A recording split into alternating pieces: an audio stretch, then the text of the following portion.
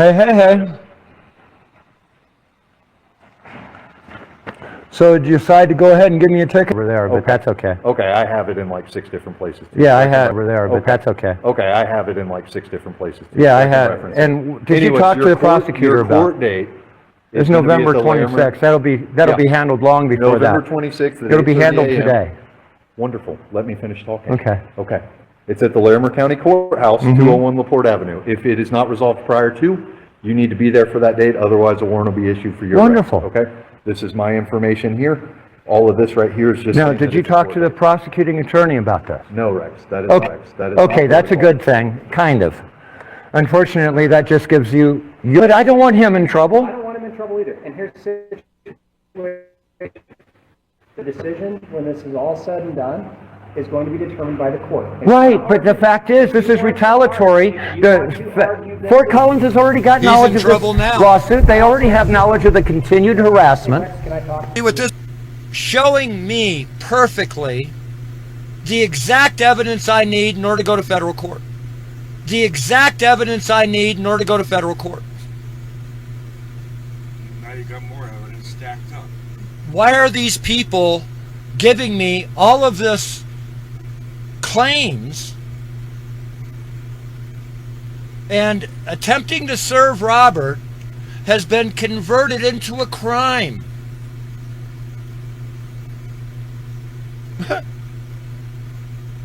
Attempting to serve Robert has been converted into a crime. I could not have given more of a legal warning than I have here. Okay? Now, pay attention to what's going on here. I'm not being disrespectful. I'm just being factual. Okay? I'm not cussing at him. I'm sorry you said that. Well, I'm glad you said that. Why was I glad that he said, well, I was planning on giving you this, that day. No investigation, no nothing. He just decided to do this. I'm glad to hear that. That's a legal criteria he met. Pay attention, folks. Listen to how many criteria is met here. Explain this That to I've you, documented Rex. through the Fort Collins. Rex, Yes, sir? I'm going to explain the ticket to you, and then we can chat, okay? Okay. Okay. So, you mentioned to our records personnel in there that this was the incident on the 20th when we all met here in the parking lot. 3:05, it initially started, the call came out, Vine and College. This is all your information here. It really was 3:05? It was. Oh, yeah, these that's when timestamps are going to look funny. Okay. With him approaching me Hey, and then Rex, sitting there, Rex, yeah, it's going to be that's funny. when it got Yeah. called in, okay? Yeah. So you're being charged with harassment. You admitted to following him on the public roads. That is the statute. It's a pretty basic No, the statute. statute's over there, but Okay. that's okay. Okay, I have it in like 6 different places. too, Yeah, so I can had, reference it. and did you Anyways, talk to your the prosecutor about Your court it? date It's is gonna be at November the Larimer- 26th. That'll be Yeah. handled long before that. November 26th at It'll be 8:30 handled a.m. today. Wonderful. Let me finish talking. Okay. Okay. It's at the Larimer County Courthouse, 201 LaPorte Avenue. If it is not resolved prior to, you need to be there for that date, otherwise a warrant will be issued for your arrest. Wonderful. Okay? This is my information here. All of this right here is just... Now, saying did that you it's talk to the recorded. prosecuting attorney about this? No, Rex. That is Okay, not that's a protocol. good thing, kind of. Unfortunately, that just gives you your name for the RICO charge. Wonderful. Okay, so we have a lawsuit that is known by the prosecuting attorney for the Okay, last so 3 years with Fort the Collins' lawsuit stuff you can systemic failure to uphold the law, and in the one instance that he sits there and approaches me, So Rex, okay, and then I make sure that it's documented, Rex, here's and that's it. That's all I wanted. That was my only intent. Rex. The rest of that falls away, dude. Okay. I appreciate that. But I don't want him in trouble. I don't want him in trouble either. And here's the situation. The decision, when this is all said and done, is going to be determined by the court. Right, but the fact is, this is retaliatory. Fort Collins has already got knowledge of this lawsuit. They already have knowledge of the continued harassment. Rex, can I talk? So this is going to be handled in court. Why would you contradict this? I'm not contradicting. Are you guys just trying to be a jackpot machine? Rex,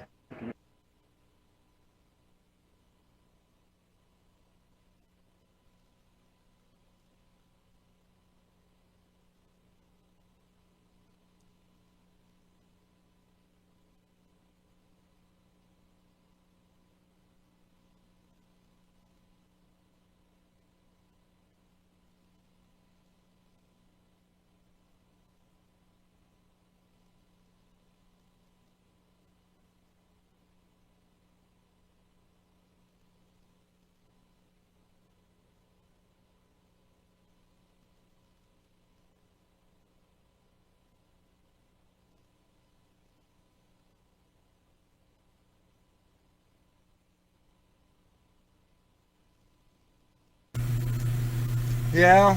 Well, I'm glad I wasn't on the mic. Here's the thing. Here's what the fuck bothers me the most.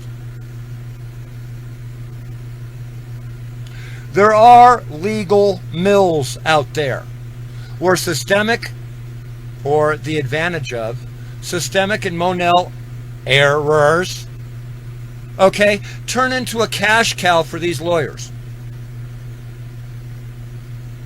There is such circles out there. These police officers will partner out with ambulance chasers. Whether they win or lose, they win. Why? These guys never get fucking charged a dime. The lawyer gets his lawyer's fees, and win or lose, hey, there's just more money. It's actually a pretty good scam if you think about it. I wonder how many there really are. But what are these guys doing?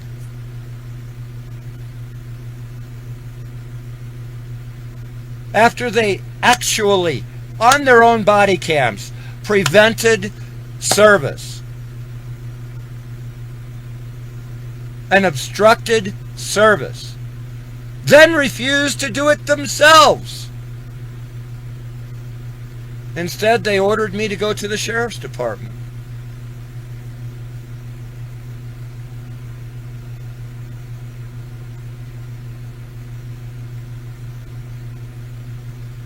And that's screwing them.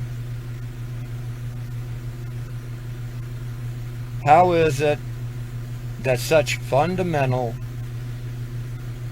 high school debate team level arguments are being given to me to win my case?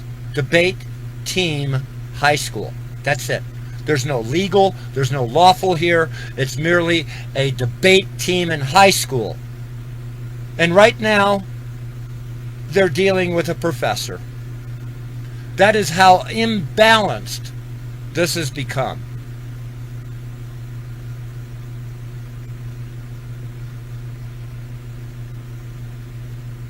Or have I been blind about Fort Collins all this time? It's just one of the good old boys, one of the police assets is being defended possibly.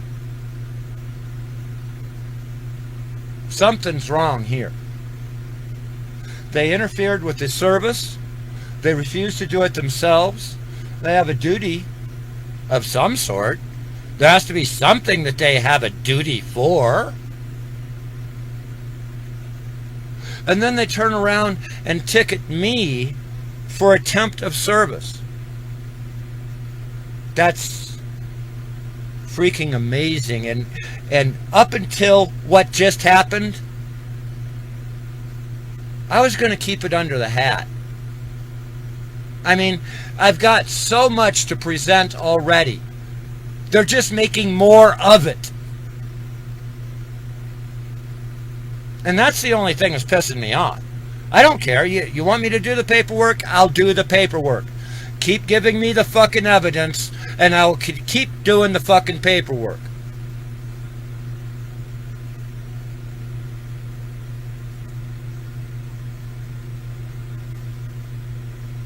You guys are going to fucking have to wake up a little bit here.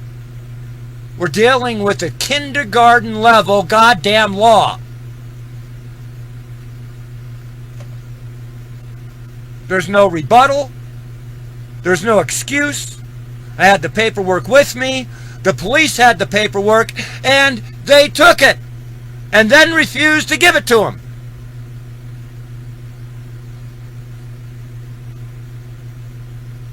I don't need to try harder.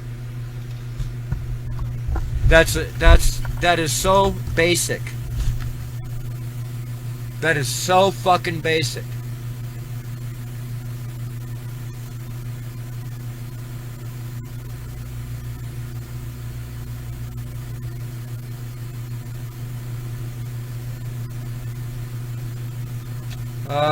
This is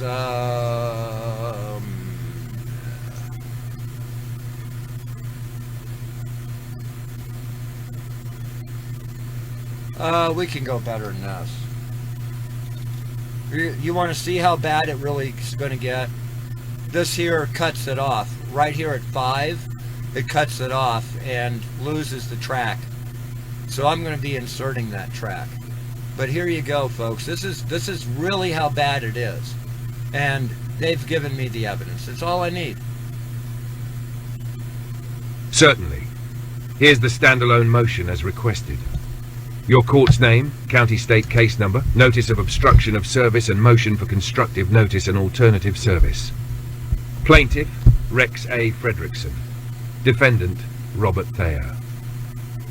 Comes now the plaintiff, Rex A. Fredrickson, and respectfully submits this notice and motion concerning the defendant's failure to accept lawful service of process as follows. 1. The plaintiff has made multiple lawful and documented attempts to serve the defendant through the Larimer County Sheriff's Office. 2. In each instance, evidence indicated that the defendant was home or in proximity, such as the presence of vehicles and other indicators of occupancy, but failed or refused to answer or accept service. 3. On or about insert date, the defendant was personally observed at the courthouse during a scheduled October hearing 20th. involving this matter. A video recording substantiates this observation and further confirms direct contact initiated by the defendant toward the plaintiff outside the courthouse shortly after the hearing concluded. 4. The defendant's conduct demonstrates not only actual knowledge of the ongoing legal proceedings, but also a willful and deliberate evasion of formal service in an effort to delay or obstruct the administration of justice. 5. The court has inherent authority, and pursuant to insert applicable rule or statute, e.g. Colo R. Civ P. 4E, to recognize constructive notice where personal service is impractical or is being intentionally obstructed. 6. Further, plaintiff requests leave to effectuate alternative service by method authorized under applicable law, including but not limited to posting, publication, or certified mail. Wherefore, the plaintiff respectfully requests that this court issue a finding that defendant Robert Thayer has obstructed service and has constructive notice of these proceedings, grant leave for alternative service methods appropriate under the circumstances, enter such further relief as the court deems just and proper. Respectfully submitted, Rex A. Fredrickson, dated insert date. Certificate of service. I certify that a true and correct copy of the foregoing was served via insert method, e.g. U.S. mail, hand delivery, sheriff, electronic filing to the defendant, and filed with the clerk of the court on this date. Signature. Name Rex A. Fredrickson. Let me know if you need this in doc or PDF format.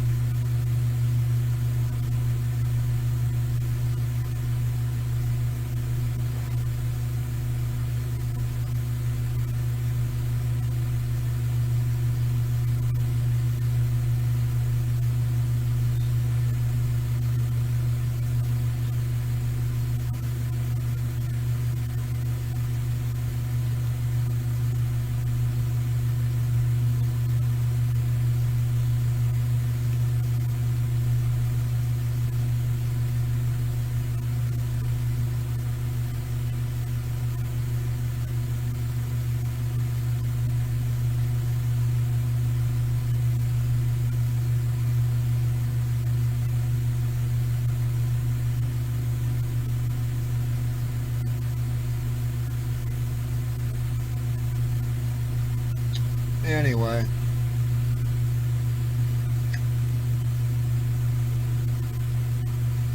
This is off the hook, folks. Let's rewind it. You're going to see how many legal elements are fulfilled in this, and this is what the judge is going to see as well.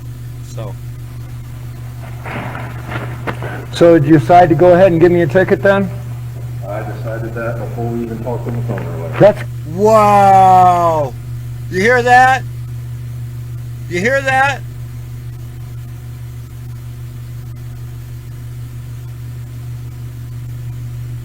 Yeah. Without any consultation with the prosecutor's office, he decides to go out for his drinking buddy? What is it? And issue a ticket for attempting to serve Robert and interfered with that process. That's what the judge is going to see.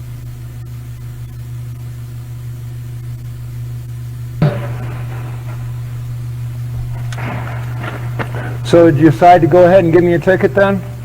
I decided that before we even talked on the phone earlier. That's great. That's for you. Okay? I can set it over there if you want. I mean, this is the requirements for this ticket. Now, in those requirements, So, Rex, I have 3 years worth of harassment right here I'm going to explain this that to I've you. documented through the Rex, 4 columns. Yes, I'm going to sir? explain the ticket to you, and then we can chat, okay? Okay. Okay. So, you mentioned to our records personnel in there that this was the incident on the 20th when we all met here in the Yeah. parking lot. 3:05, it initially started, the call came out, Vining College. This is all your information here. It really was 3:05? It was. Oh, yeah, these that's when it- timestamps are going to look funny. Okay. With him approaching me Hey, and then Rex, sitting there, Rex, yeah, it's going to be that's funny. when it got Yeah. in, okay? Yeah. So you're being charged with harassment, you admitted to following him on the public road. That is the statute, it's a pretty basic. No, the statute's over there, but Okay. that's okay. Okay, I have it in like 6 different places. Yeah, I had, and did you Anyways, talk to your the court- prosecutor Your about court it? date. It's is gonna be at November the Larimer- 26th. That'll be Yeah. handled long before that. November 26th. at It'll be 8:30 handled a.m. today. Wonderful, let me finish talking. Okay. Okay. It's at the Larimer County Courthouse, Mm-hmm. 201 LaPorte Avenue. If it is not resolved prior to, you need to be there for that date, otherwise a warrant will be issued for your arrest. Wonderful. Okay? This is my information here. All of this right here is just... Now, saying did that you it's talk to the recorded. prosecuting attorney about that? No, Rex, that is not Okay, that's a protocol. good thing, kind of. Unfortunately, that just gives you your name for the RICO charge. Wonderful.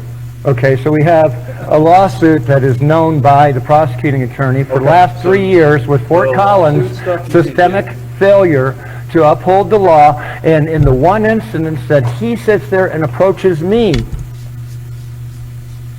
okay, and then I make sure that it's documented, Rex, here's, and that's it. That's all I wanted, that was my only intent. Rex, The rest of that falls away, dude. I appreciate that. But I don't want him in trouble. I don't want him in trouble either, and here's the situation. I was referring to the police officer in trouble. Is going to be determined by the I don't want the court. Right, police but officer the in fact trouble. is, this is retaliatory. Fort Collins has already got knowledge of this lawsuit. They already have knowledge of the continued harassment. Rex, can I talk? This is going to be handled in court. Why would you contradict this? I'm not contradicting. Are you guys just trying to be a jackpot machine? Yeah. Handled in court, you are free to leave, my friend. Thank you, Rex. Thank you, Rex. Hey, Andy, I don't know him. I don't know you. I don't know what that is, but you do know that the paperwork on this will be followed through, and this goes to the RICO charge, right? Okay, well, it's $70 million freaking lawsuit. Okay? The other thing is, this guy has given me the last 6 months not being able to leave my house. That's in the county, correct? That started here in town with four freaking police reports right here in town of him harassing You me. need to file that with the sheriff. More than I have. perfect. Then you But don't- they're also being shooed very carefully because none of you guys individually are at fault here. But now you've crossed that line into absolute retaliation, and that puzzles the hell out of me. I think you should go to records later on, you should get a report of it, you should get the video. You It's not ready yet. I know, when it's ready is what I said, and you should hear your statements on my body camera where you admitted you probably shouldn't have followed him and done that in the first place. And the intent was to what? On your video cam, was to what? To make sure this is documented. You are free I did not initiate that contact. Oh, by the way, would you like to go ahead and take and get him arrested today for violating David Archibald, his business partner's order of protection? Since we're doing everything by the book. You don't want to do anything about the order of protection I have against David Archibald and his partner? Indifference, folks. God bless. It's like these police officers and these people have taken a course on exactly what not to do. Exactly what not to do.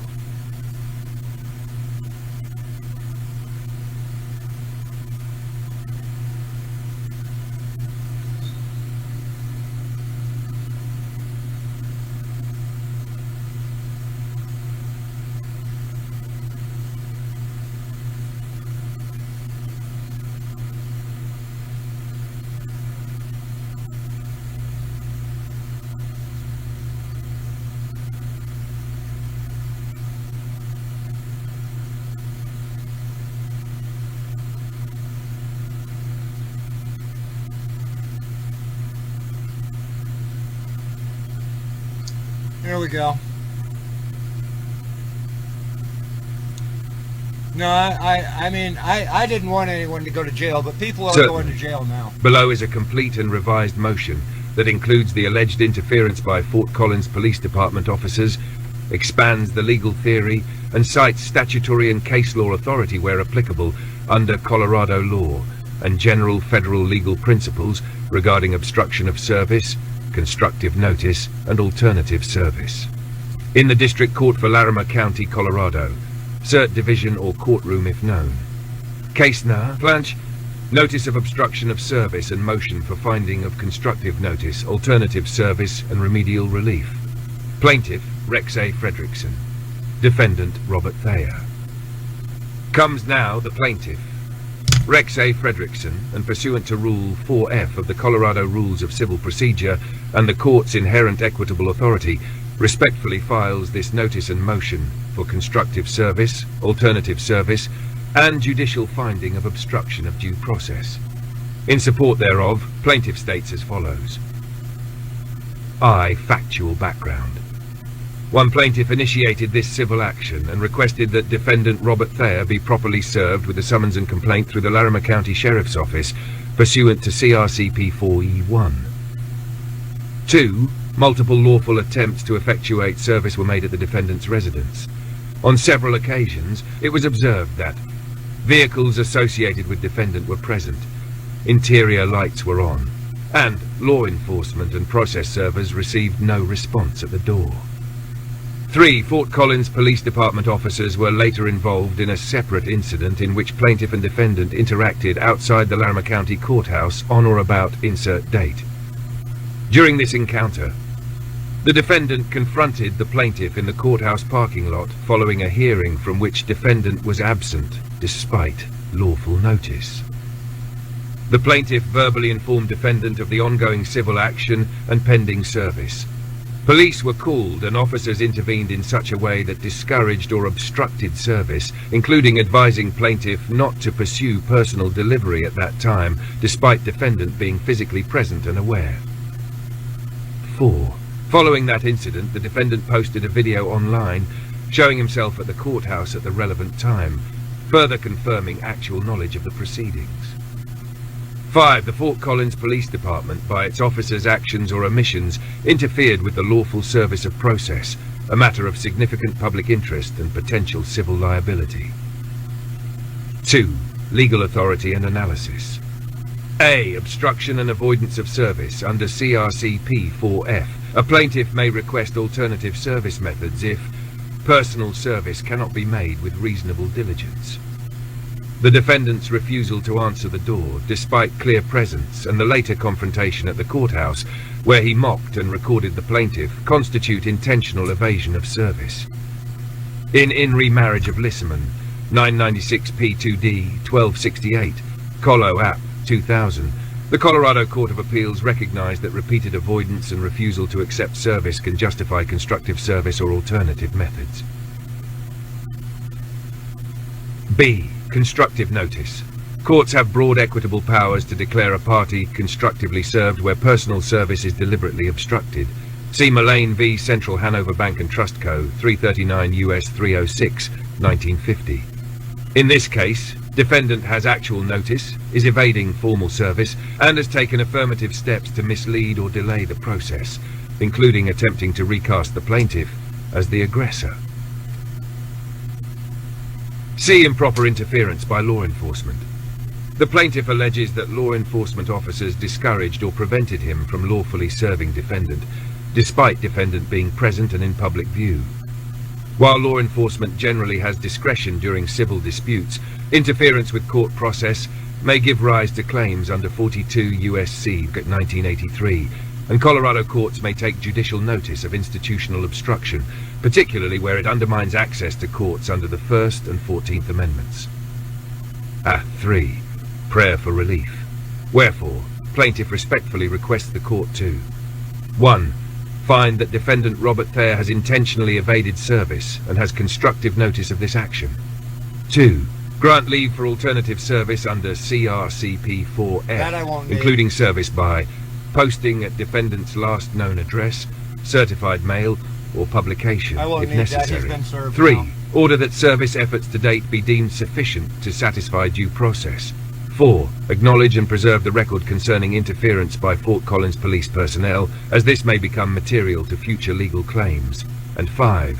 Grant any other relief the court deems just and appropriate in light of these circumstances. Respectfully submitted, Rex A. Fredrickson, City State's email address, phone number. Dated Certificate of Service. I hereby certify that a true and correct copy of this motion was served via insert Unnecessary. method on date to the defendant and properly filed with the clerk of the court. Doesn't need. Signature. Will be filed with the clerk probably tomorrow. Unbelievable. These guys could not have designed. This is a lawsuit. Here it is. Go. Enjoy. Have fun. Hello, hello. Hello, hello.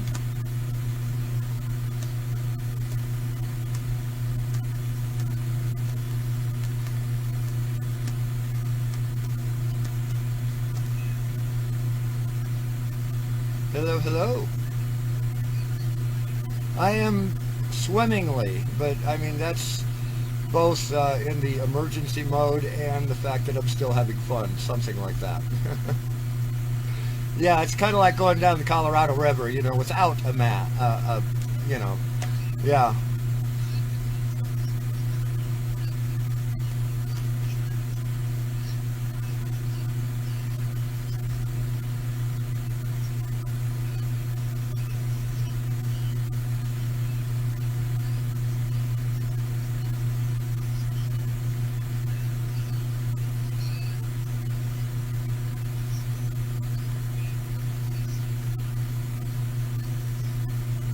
I perfect, okay.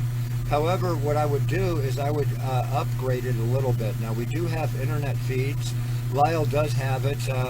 You got another internet feed I created for you that's on a loop. And what we can do is include them. We get access back to them and say that this is a terrestrial and internet campaign. We're combining everything. So if you get that, you get this.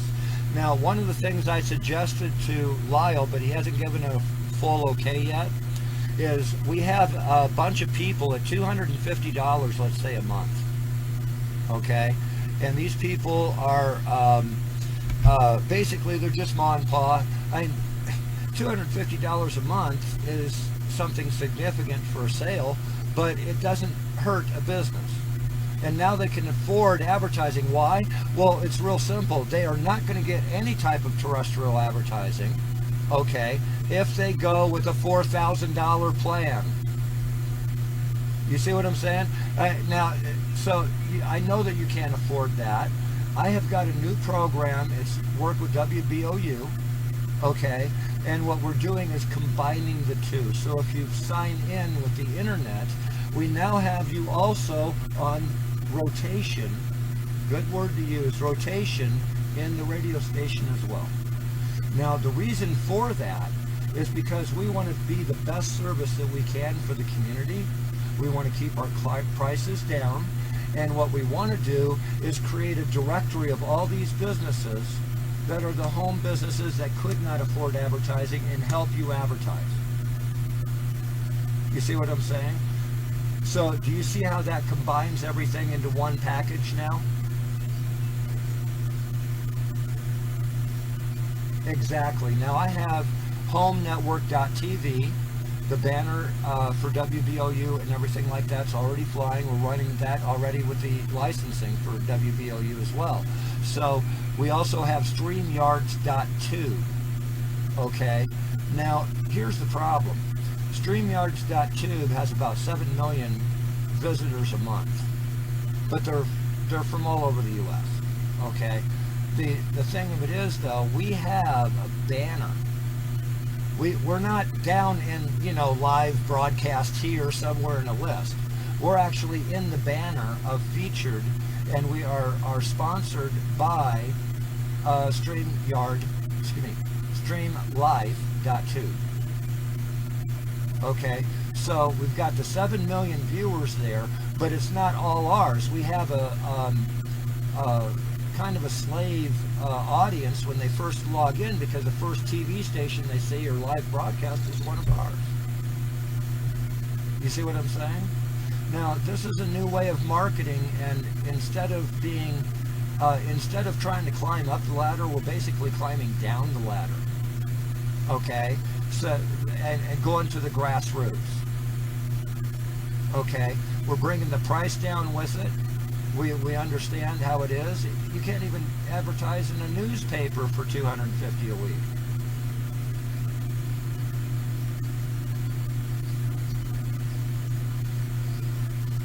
Now, well, here's the other thing. Don't forget, I've got HomeNetwork.tv, meaning I have, now Lyle only has room for 47 to 60 customers. That's it. You hit 60 customers, you're done selling. You can't make no more money. Okay? I have a television station that has one broadcast. Get this. I have that many too.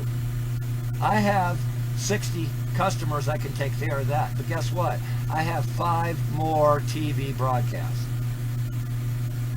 And in each broadcast, when I advertise, I can advertise more than one business as a form of a business card. You see what I'm saying? The business card just simply pops up. Okay? All right? And it's a silent advertisement, and I have Rumble. I have a lot of other outlets. Okay? We have Global Network, Global Voice Network, and we can make a list of this if you want to get together and try to get some of these people together so we can have a full meeting. You can get an absolute scope of the entire network, right. And get this. The anchor of the network is WBOU.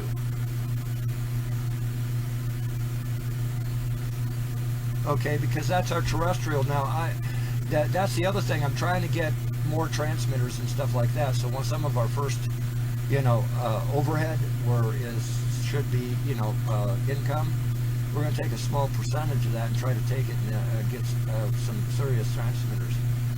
Anything on the south side, we're gone. So.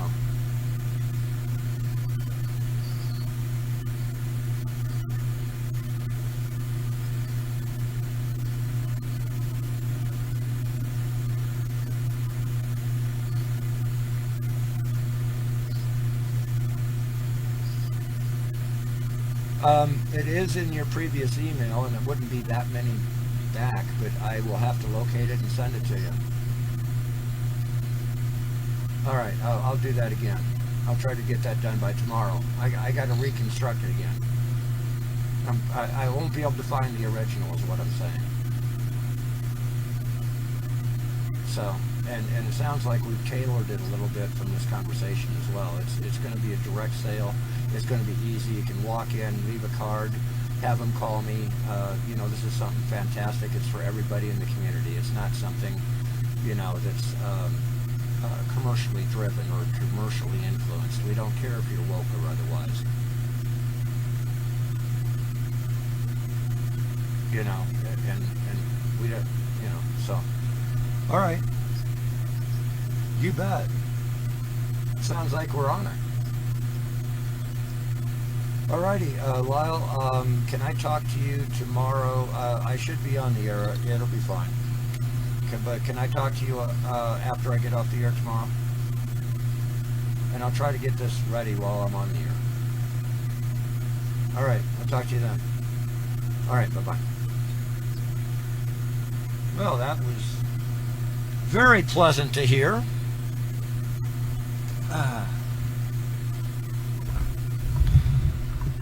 We have a new salesperson that we can work with. Just perfect.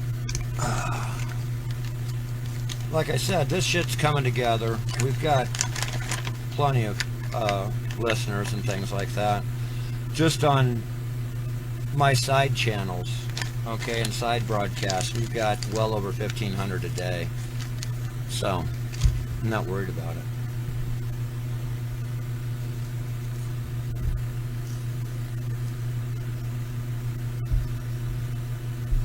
Home network has grown quite a bit too. I'm not even going to bother telling you the membership in that. It's off the fucking hook. I can guarantee you I did a lot better than Tyrant Wars as far as membership is concerned. And StreamYards, like I said, that's just off the fucking hook. He's getting so many fucking hits it ain't even funny. He's got a lot of top line 24-hour broadcast, top line broadcast there now.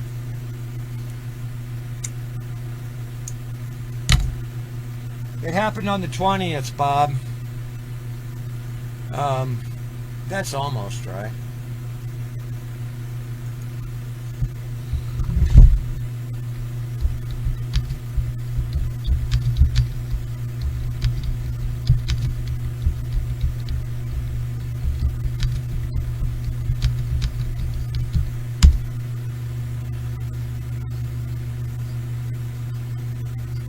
So, these guys, almost as bad as Chad,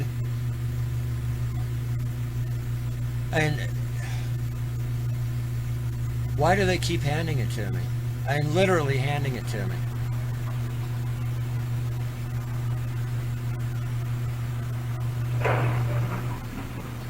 Hey. So did you decide to go ahead and give me a ticket then? I decided that before we even talked on the phone earlier. That's great. That's for you. Okay? I can set it over there if you want. I mean, this is the requirements for this ticket. Now, in those requirements, So, Rex, I have 3 years worth after of the- harassment okay. right here I'm going to explain this that to I've you. documented through the Rex, 4 columns. Yes, I'm going to sir? explain the ticket to you, and then we can chat, okay? Okay. Okay. So, you mentioned to our records personnel in there that this was the incident on the 20th when we all met here in the Yeah. parking lot. 3:05, it initially started, the call came out, Vining College. This is all your information here. It really was 3:05? It was. Oh, yeah, these that's when it- timestamps are going to look funny. Okay. With him approaching me Hey, and then Rex, sitting there, Rex, yeah, it's going to be that's funny. when it got Yeah. in, okay? Yeah. So you're being charged with harassment, you admitted to following him on the public road. That is the statute, it's pretty basic. No, the statute's over there, but that's okay. Okay, I have it in like 6 different places. Yeah, I can had, reference it. and did you Anyways, talk to your the court- prosecutor your about court it? date It's is gonna be November at the Larimer- 26th. That'll be Yeah. handled long before that. November 26th at It'll be 8:30 handled a.m. today. Wonderful, let me finish talking. Okay. Okay. It's at the Larimer County Courthouse, Mm-hmm. 201 LaPorte Avenue. If it is not resolved prior to, you need to be there for that date, otherwise a warrant will be issued for your arrest. Wonderful. Okay? This is my information here. All of this right here is just... Now, saying did that you it's talk to the recorded. prosecuting attorney about this? No, Rex, that is not Okay, that's a protocol. good thing, kind of. Unfortunately, that just gives you your name for the RICO charge. Wonderful. Okay, so we have a lawsuit that is known by the prosecuting attorney for the Okay, last so 3 years with Fort the Collins lawsuit stuff you can systemic failure to uphold the law, and in the one instance that he sits there and approaches me, Correct. okay, and then I make sure that it's documented, Correct. Here's and that's it. That's all I wanted. That was my only intent. correct. The rest of that falls away, dude. I appreciate that. But I don't want him in trouble. I don't want him in trouble either. And here's the decision, when this is all said and done. He's is gonna going to be remember determined by that. the court. Right, but the fact is, this is retaliatory. Fort Collins has already got knowledge of this lawsuit. They already have knowledge of the continued harassment. Can I talk? This is going to be handled in court. Why would you contradict this? I'm not contradicting. Are you guys just trying to be a jackpot machine? Handled in court, you are free to leave, my friend. Thank you. Thank you. Hey, Andy, I don't know him. I don't know you. I don't know what that is, but you do know that the paperwork on this will be followed through, and this goes to the RICO charge, right? Okay, well, it's $70 million freaking lawsuit. Okay? The other thing is, this guy has given me last 6 months not being able to leave my house. That's in the county, correct? That started here in town with four freaking police reports right here in town of him harassing You me. need to file that with the sheriff. More than- I have. Perfect.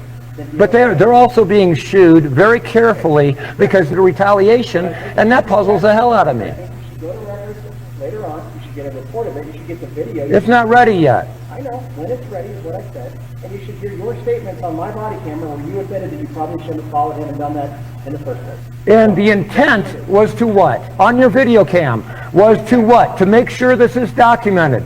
You are free. I did not initiate that contact.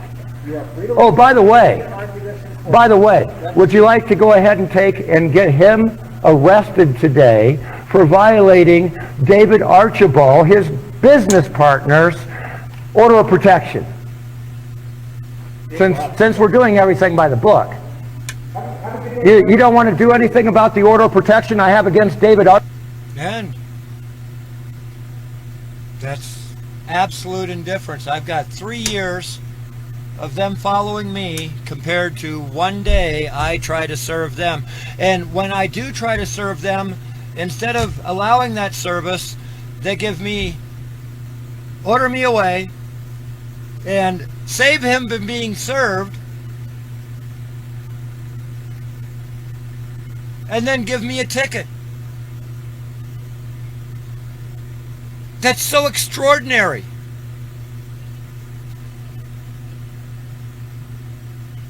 Does that tell you about something about good old boy something something? That sounds like it to me. That sounds like it so much to me.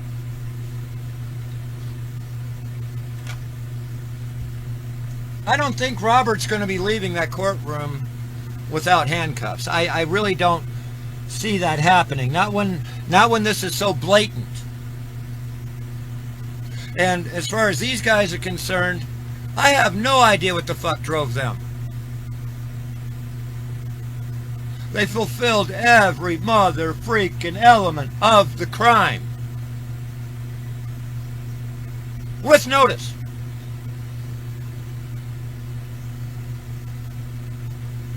Having reviewed the documents. What's fucking funny about it, I've got right here an affidavit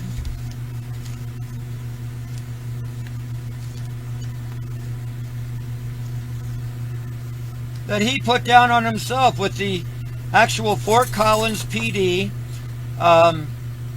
It's either 1614 or 1114. You'd have to do it because he's got really tiny handwriting here. It looks like 1614. Chased my vehicle on foot, trying to attack me in front of the Larimer County Courthouse prior to 3:05. You're correct. I am not above the law. I haven't pretended to be above the law. But thank you for playing and losing so quickly.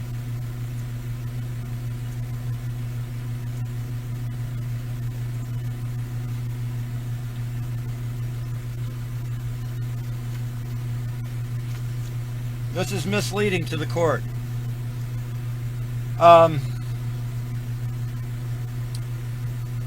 Then got in his vehicle, sped up to catch up to me at a red light, tailgating. I didn't tailgate him. He tried to sit there and, you know, stop in front of me and do a stop check, brake check. He tried that a couple of times. He filmed himself doing it. Following me 2 blocks where I pulled into a parking spot, blocking me in. So how the hell did he get out?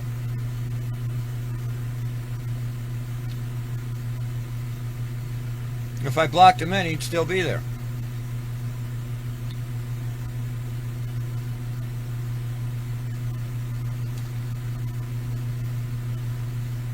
So I called the Fort Collins PD and had me drive to the PD headquarters over 15 minutes away as Rex followed me there. I was on the police too. And I agreed, let's go to the police station. After the court hearing for the restraining order on March 20th, Rex Fredrickson on the internet said that he didn't care about the court's orders and he would shoot me in the groin several times. Prior to these events, Rex said he will find a legal way to shoot me for getting his roommate Tommy fired. I didn't say that you got him fired. It wasn't you that admitted to that. You admitted to working with 303. 303 is the one that admitted to getting him fired. So, you know, that's just all part of it now.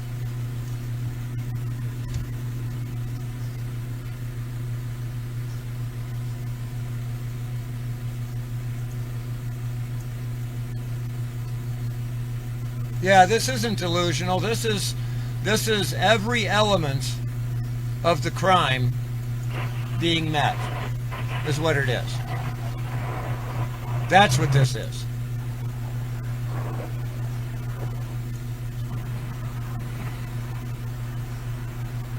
That's great.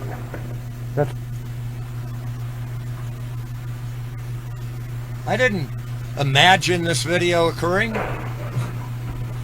I didn't Hey, make hey, this hey. on AI. This is the real shit here, man. You want to accuse me So of... did you decide to prove go it. ahead and give me a ticket then?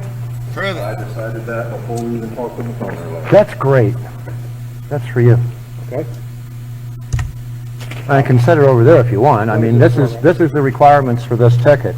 Now, in those requirements, So, I Rex, have 3 years worth of after the- harassment hey, right here I'm going to explain this that to I've you. documented through the Rex, Fort Collins. Yes, I'm going to sir? explain the ticket to you and then we can chat, okay? Okay. Okay.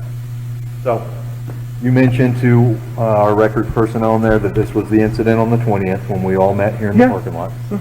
3:05, it initially started, the call came out, fine in college. This is all your information here. It really was 3:05? It was. Oh, yeah, these that's when it- timestamps are gonna look funny.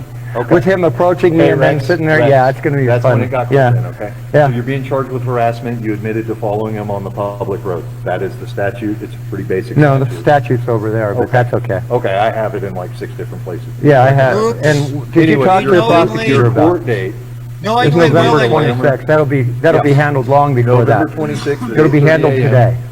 Wonderful, let me finish talking. It's handled Okay. right now. It's at the Larimer County Courthouse, Mm-hmm. 201 LaPorte Avenue. If it is not resolved prior to, you need to be there for that date, otherwise a warrant will be issued for your arrest, Wonderful. okay? This is my information here. All of this right here is just... Now, saying did that you it's talk to the recorded. prosecuting attorney about this? No, Rex, that is not Okay, that's a protocol. good thing, kind of. Unfortunately, that just gives you your name for the RICO charge. Wonderful. Okay, so we have a lawsuit that is known by the prosecuting attorney for the Okay, last so 3 years with Fort the Collins' lawsuit stuff you systemic can failure to uphold the law, and in the one instance that he sits there and approaches me, So Rex, okay, and then I make sure that it's documented, Rex, here's and that's it. That's all I wanted, that was my only intent. Rex. The rest of that falls away, dude. Okay. I appreciate that.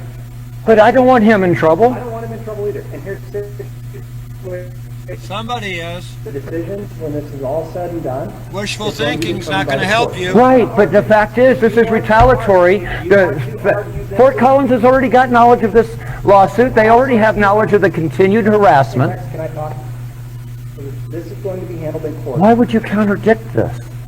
I'm not contradicting. Are you guys just trying to be a jackpot machine? Handled in court, you are free to leave, my friend. Thank you, Ed. Thank you, Rex. Hey, Andy, I don't know him. I don't know you. I don't know what that is, but you do know that the paperwork on this will be followed through, and this goes to the RICO charge, right? Okay, well, it's $70 million freaking lawsuit.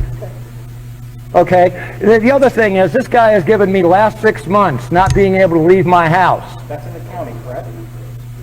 That started here in town with four freaking police reports right here in town of him harassing me. You can file that with the sheriff. I have. Perfect.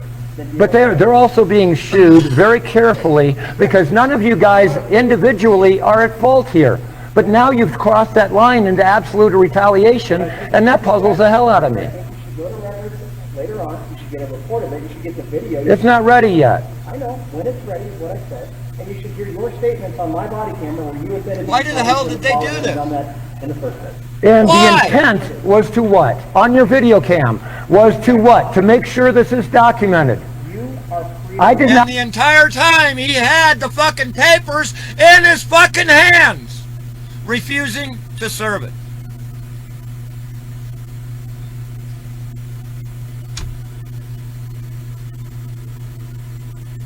There's a thing called a lie by omission, folks.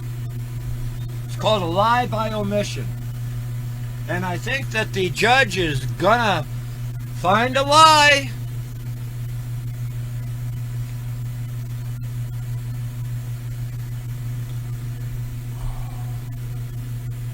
What'd they do this for? To encourage me?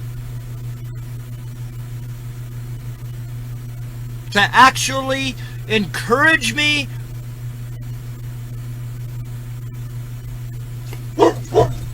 You want to know why I'm online?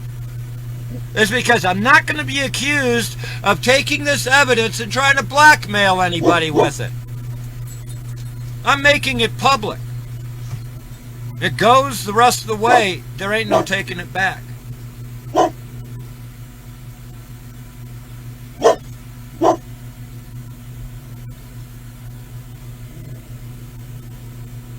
Oh, they're okay. They're okay. It's okay, I looked. I know, I looked. It's okay.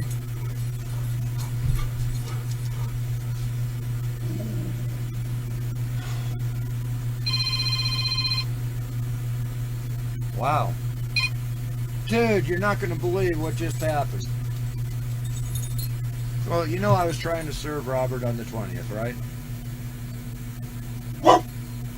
Okay. And the police stopped me from doing that. Now the police turned around and gave me a ticket for harassing him. Yeah? That's absolute retaliation, man. They've got it on their body cams that I was trying to serve them.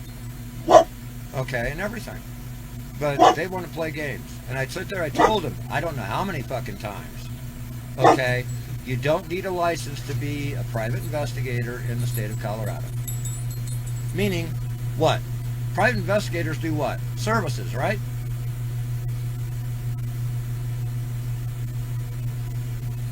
They did not pick up on this. Yeah, I'm here.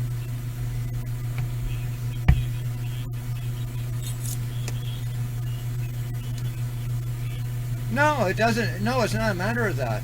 It's a matter of they're saying that I couldn't serve him. Period. Whether I had another person with me or not. Surprise.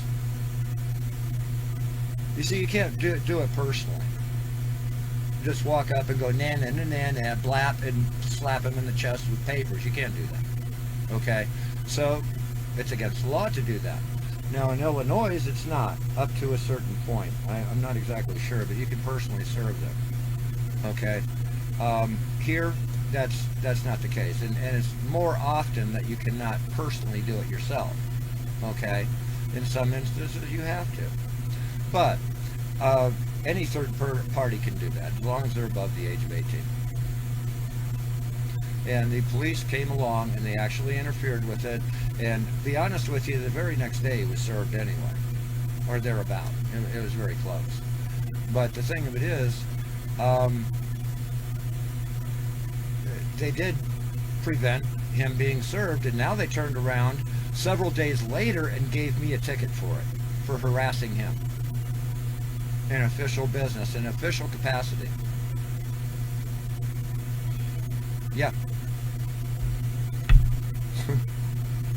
I'm putting a notice to the judge tomorrow.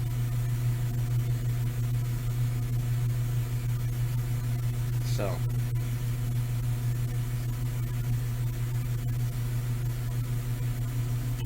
Anyway, that's what I'm working on. I'm on the air right now if you want to listen to the video. I'm playing it. Seriously, jump on. Catch me online.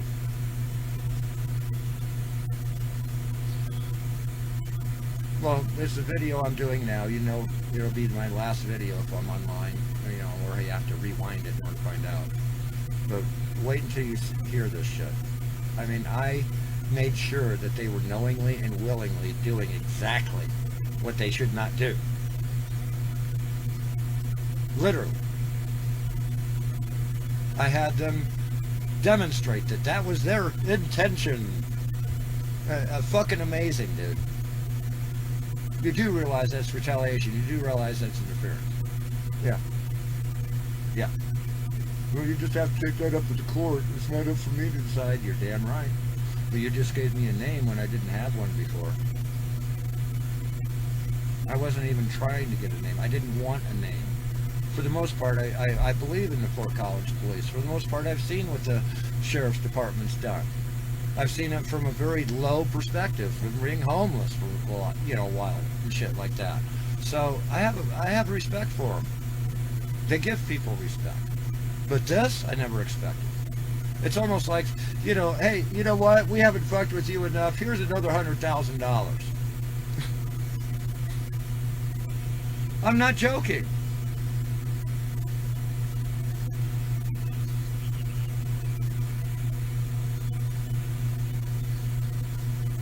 What? Why?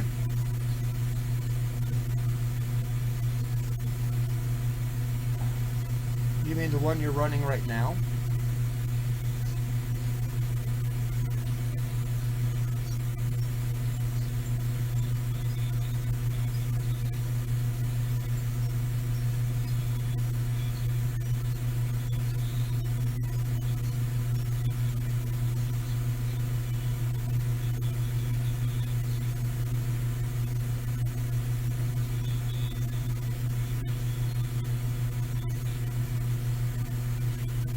Yeah, that's the problem. Listen, we have connections that you can use. I have to find out what they are. Lyle has a couple of them. It means that you have to pay a little bit more attention than you would normally just a playlist. I've got bumps already made for WBOU. You can customize them yourself or use mine, okay, and play whatever music you want. Well, you wouldn't be able to play one bump if you're going to play country. If we wanted country, we'd go kick a cow. It's probably the one you probably won't play.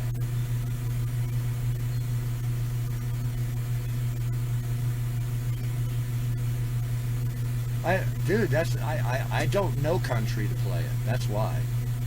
I mean, there's some songs I kind of get into, you know, and the blues and the jazz. Huh.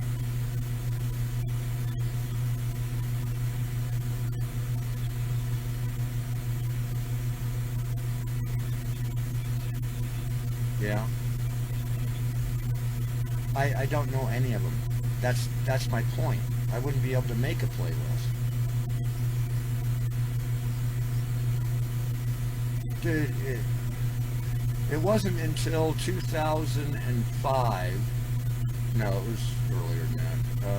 No, 95. I knew there was a 5 in there. It wasn't until 1995 I knew who Led Zeppelin was and could identify it by name. I just never paid attention. It was a song I liked or a song I didn't like. I never controlled the music, so what's the point?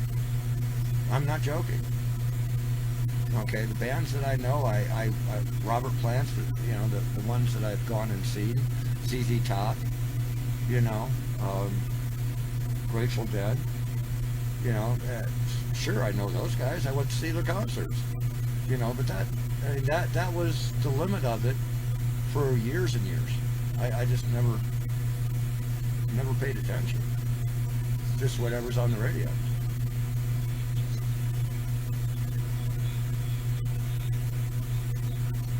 Yeah, but I need to connect you with I need to connect you with Lyle, and that way you can actually plug in and get 4 hour sweep or an 8 hour sweep from us, so you don't have to program the whole thing.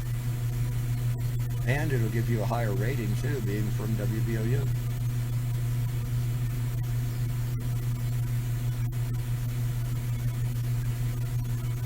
So I'll talk to Lyle, and we'll see if we can get you a free connection somewhere.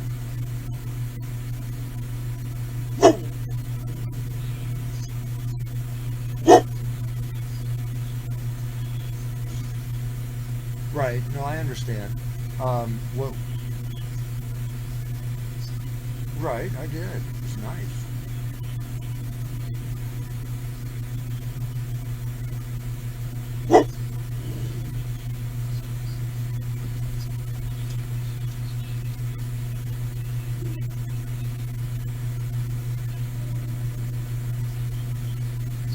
Uh-huh.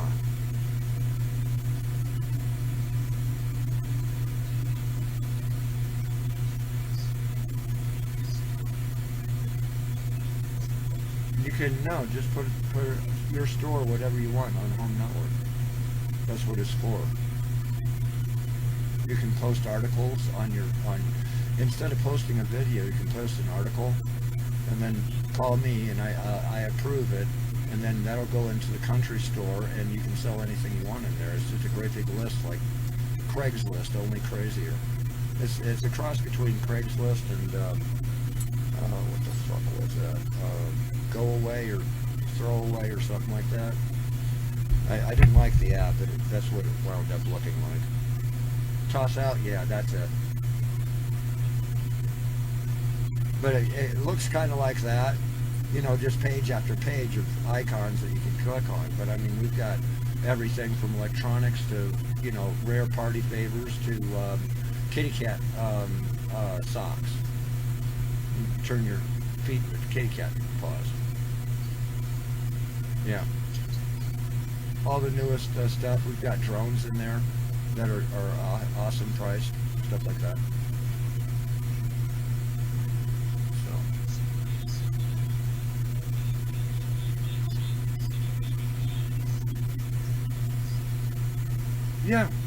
Yeah, no, you can actually put, that is a store. That's what I'm trying to tell you. You just simply click on it, it goes there, and then you can add your PayPal link and your order link there. It's everything right there. And if you want, I can turn around, you can make a TV commercial, I'll put it on Home Network on the TV. That's what we're doing, dude. That's what all this is. The more people are using it, you'd be one of the first. Hell, imagine your downline by the time we get, by the time we get 500,000 subscribers, okay, or members, okay, imagine what you're going to be doing then.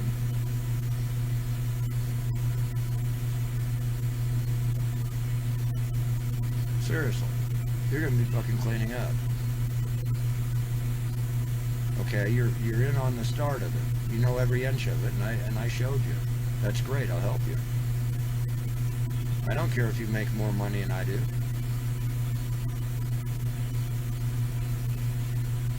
No. Don't you understand? Don't you understand? $1 from you, $1 from everybody is better than $1 million from one person. Because you can find 1 million people with $1.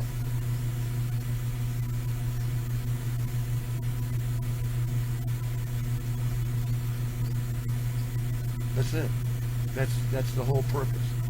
And I can tell you how to sell this. I can tell you how to market it in your own area. So it's located via the internet to focus on your town. So you can sell the same advertising that we're selling in Chicago and Milwaukee and Joliet and stuff like that. You can sell the same advertising for WBOU and make some money there too. Now, I just had someone sign on to, believe it or not, about 30 minutes ago, I got off the phone with a new salesperson out of Chicago, and they're going to be building their own presentation, which I'm going to assist with. You know, I mean, it's the same thing as filter clean or anything else. You go out with kind of a script, and you have to adopt whatever, you see what I'm saying, then an approach. And I'll be working on that probably tomorrow, and I'll be sending that out to Chicago. So your timing is perfect. You want to do something major? Let's, you know. Are you scared of success? Let me scare you to death. Hey, that's a very Halloween-y thing, huh? Are you scared of success? Let me scare you to death.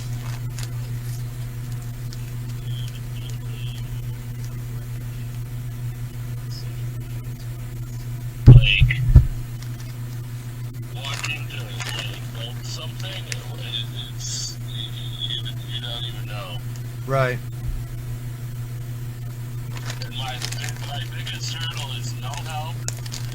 And That's what I'm saying, dude. I invited you in order to be part of the morning show. We were supposed to get together last Saturday, remember? Or no? Yeah, last Saturday. We were supposed to get together and do a pilot for 2 hours or something. Yeah, but you can't hear me when I mic up, dude. We're not doing it. We're not doing it that way. We can and we will. I've got a mixing board. I can, if I have to, I can actually route out of my phone, as long as you can hear me. I can route out of my phone and put you right into my fucking mixing board, dude. It's the same cord as you use for a headphone.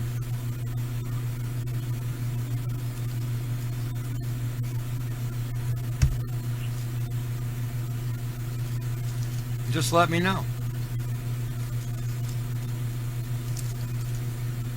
Now I've got tomorrow morning all booked out, but I can mention it because I'm supposed to have a meeting with Lyle tomorrow, and I can mention it to Lyle, and we can see if we can get you plugged in there. Now, as far as home network is, you can start sales right there, right now. Just log in and make articles. Go to create article, and you can embed. There's a few tricks. There's a few programming tricks, like if you want to embed an image, you have to do like arrow keys or something like that with IMG in it or something like that to show that it's a file or something. I don't know how that works, but it'll post pictures from online.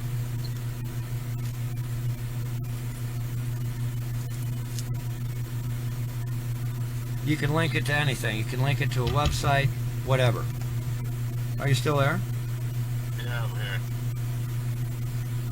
So yeah, I can close with you tomorrow afternoon then. Is that cool? See what we can get going. Go ahead and pop into Home Network and see what you can do with the articles. And again, they will not post until I authorize them, as it is right now, because I just want that for serious people that are selling, not, you know, pick up my trash for free neighbors thing. You see what I'm saying? Yeah. I'm trying to get something useful in there first. Sell is print on demand items. Oh, books? No, for instance, like, let's say I wanted to come out with the Mendeezy shoes. Oh, I got you. Customize your own clothing, stuff like that. I could literally do on Printful, I can do my own Mendeezy shoes. All right. Yeah, that wouldn't be a problem. What? Oh, damn it.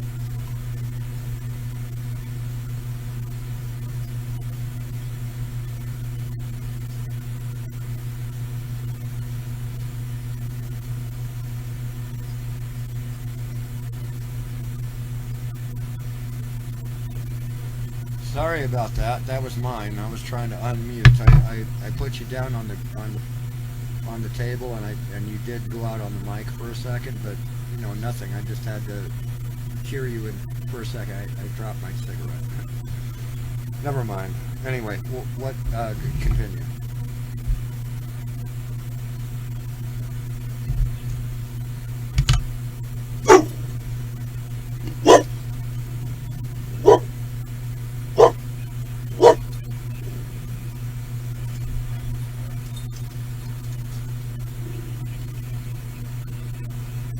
Right. Well, I went to Amazon and filled it up with a bunch of Amazon stuff. Is what I did. Now I can clear the whole thing, but it'd take me 3 weeks in order to try to fill it back up again. But the rudimentary, now a lot of these web problems or anything like that is going to be taken care of as soon as we have some cash flow again. That's just part of the expenses. Okay, so the websites, you do realize we've got over 30 million, or excuse me, 30,000 members over the time. Yeah, we have over 30,000. Okay, so, that's important. That's all. You get it? So, yeah, that's a big milestone. When I hit 20,000, I went out to a steakhouse, but we just passed 30,000 about 2 weeks ago. So we're still climbing. A lot of it's probably coming from Rumble, because I advertise home network on Rumble. I broadcast one of our broadcasts on Rumble. That's homenetwork.tv. Go take a look at it. It's America's best TV. The Hawk. On Rumble. We're on viral. Go in viral, you'll see it. It's a great big splash. Great big colorful splash with the name in the middle. Because I'm the best. I voted myself that way. I didn't have anyone else in order to vote.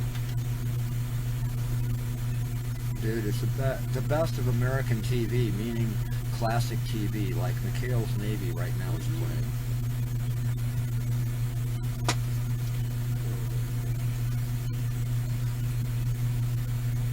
Yeah, that's the ones we got. The ones that are, yeah, unfortunately, they're copyrighted. Copyrighted.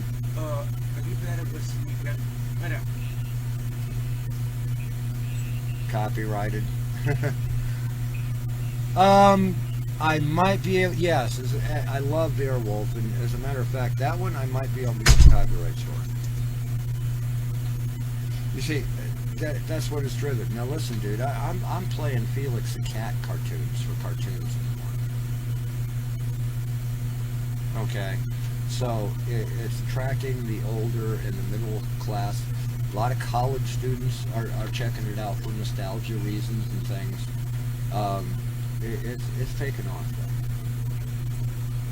So, and I mean, like I said, I mean, things are just happening right now. Everyone's getting shut down for winter. Everyone knows it, and they're trying to get something going for winter, so they're not sitting there out shoveling snow themselves. Okay, so we've got a lot going on right now, and you're part of it. You're at the beginning of it. Yep. Go ahead and tune in. I'm going to go ahead and play this police interaction I have today. And I'm just kind of curious on whether or not you're going to catch how many elements of the crime they 100% completely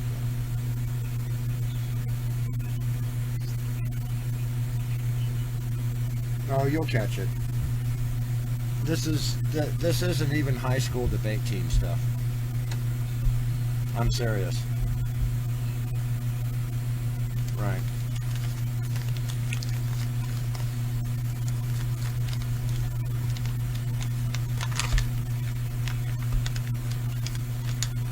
Oh, that drives me nuts. Turn around and see the dog's gone. You forget, I lost sport recently, so and I'm affected by that every minute. Yeah. And then I sit there and I look for Reggie, and what's even worse is the other night I locked him in the yard and forgot about him. And he come, guess what? He went over the fence and come to the door and barked to let in. Just let him right in, no problem. Yeah. So he cleared the 6-foot fence already. Yeah, no, he's a good 75, 80 pounds now. He's still got still got another 6 months of growing, don't you? Filling in those damn shoes of yours. Nope, too windy. Oh, I've figured that out already too.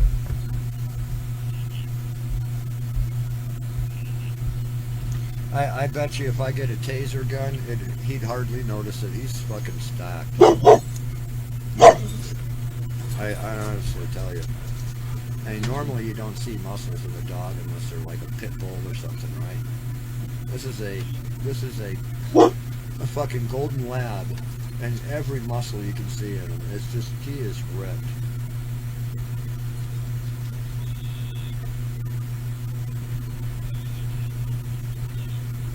No. It's something to avoid with him.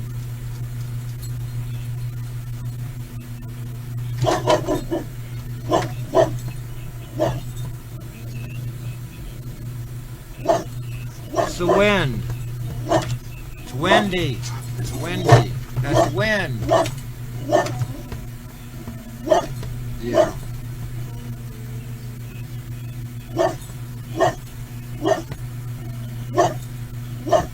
Right. All right, let me let you go for now. Tune in, okay? All right, man. Bye.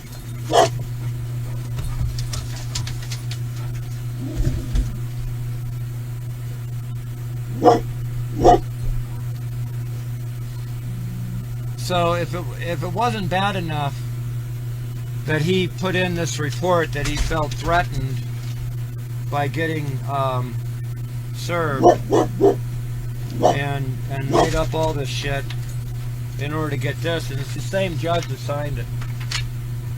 Are you kidding me?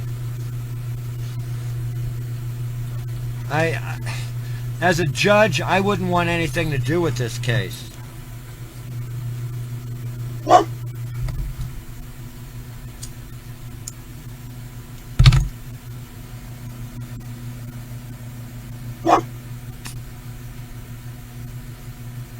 That before we even talked on the phone or whatever. That's great. That's for you. Okay? I can set it over there if you want. I mean, this is the requirements for this ticket. Now, in those requirements, I have 3 years worth of harassment right here I'm going to explain this that to I've you. documented through the Rex, 4 columns. Yes, I'm going sir? to explain the ticket to you and then we can chat, okay? Okay. Okay. So, you mentioned to our records personnel in there that this was the incident on the 20th when we all met here in the Yeah. parking lot. 3:05, it initially started, the call came out, Vining College. This is all your information here. It really was 3:05? It was. Oh, yeah, these that's when it- timestamps are gonna look funny. Okay. With him approaching me Hey, and then Rex, sitting there, Rex, yeah, it's gonna be that's funny. when it got Yeah. called in, okay? Yeah. So you're being charged with harassment, you admitted to following him on the public road. That is the statute, it's pretty basic. No, the statute's over there, but that's okay. Okay, I have it in like 6 different places. Yeah, I For have. reference. And did you Anyways, talk to your the court- prosecutor your about court it? date It's is gonna be at November the Larimer- 26th. That'll be Yeah. handled long before that. November 26th. at It'll be 8:30 handled a.m. today. Wonderful. Let me finish talking. Okay. Okay. It's at the Larimer County Courthouse, Mm-hmm. 201 LaPorte Avenue. If it is not resolved prior to, you need to be there for that date, otherwise a warrant will be issued for your arrest. Wonderful. Okay? This is my information here. All of this right here is just... Now, did you talk to the prosecuting attorney about that? No, Rex. That is Okay, not that's a protocol. good thing, kind of. Unfortunately, that just gives you your name for the RICO charge. Wonderful. Okay, so we have a lawsuit that is known by the prosecuting attorney for the Okay, last so 3 years with Fort the Collins' lawsuit stuff you systemic can failure to uphold the law, and in the one instance that he sits there and approaches me, Rex, okay, and then I make sure that it's documented, Rex, here's, and that's it.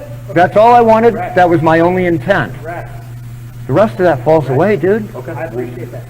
But I don't want him in trouble. I don't want him in trouble either. And here's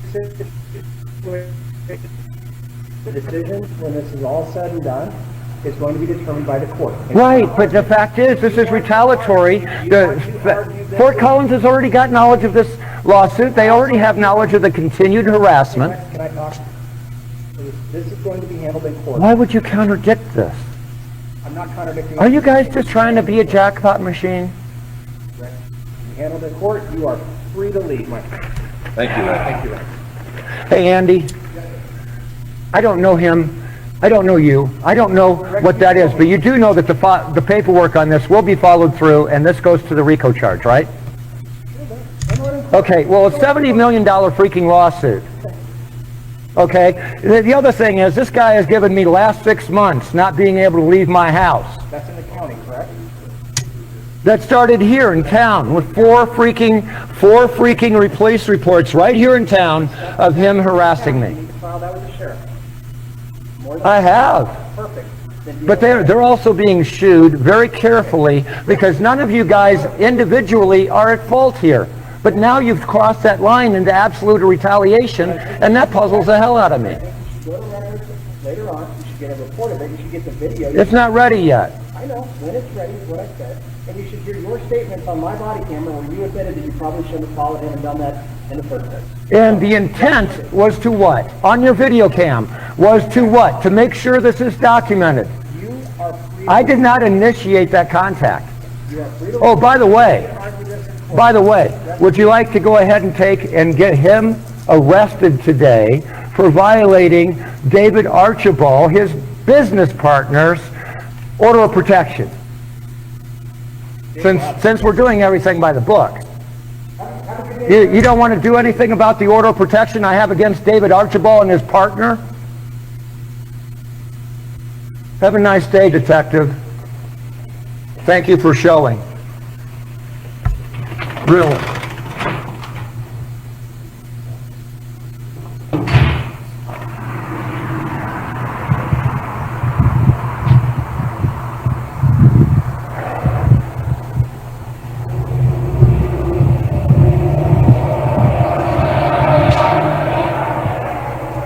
Deliberate indifference. I don't think I could get a better case. 3 years sitting here, and you have me trying to do a lawful act that you give me a ticket for. You just really messed up. I don't know how these people could make it so elementary, so kindergarten. Application.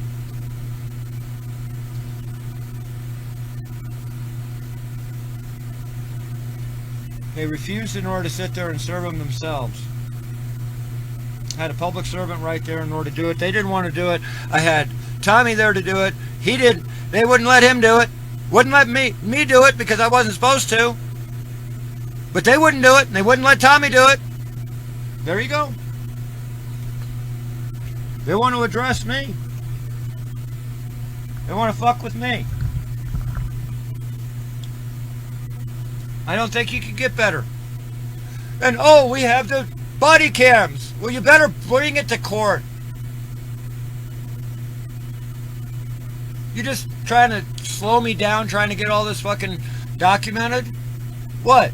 I've already got it documented. I've got it documented in the court. False allegations right here.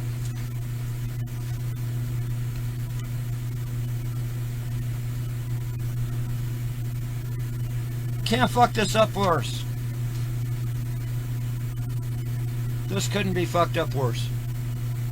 Not at all.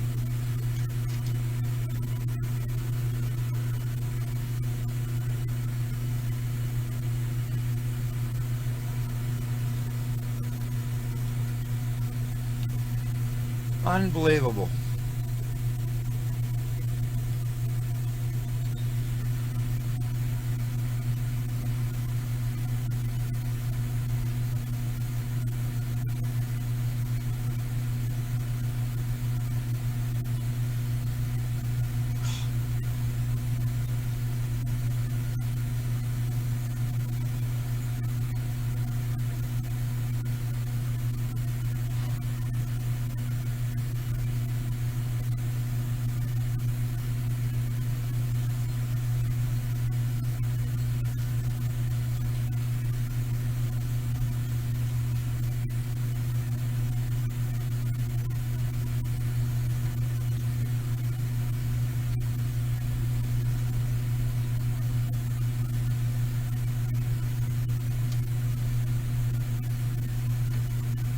No, it's not. dude, hoping, dreaming, and, there's no, no imagination I've seen that has HD quality. None. You're an idiot. And you're proving it over and over and over and over again. You're an idiot. No, I'm sorry. I misgendered you. You're a moron. An idiot's got God's graces to know better. You've been told over and over again. Reality just seems to miss you. Certainly. Below is a more descriptive and forceful revision of your motion, keeping it professional and legally appropriate, while painting a clearer picture for the judge of what occurred, especially regarding the alleged obstruction by law enforcement and defendant's intentional evasion. In the District Court for Larimer County, Colorado.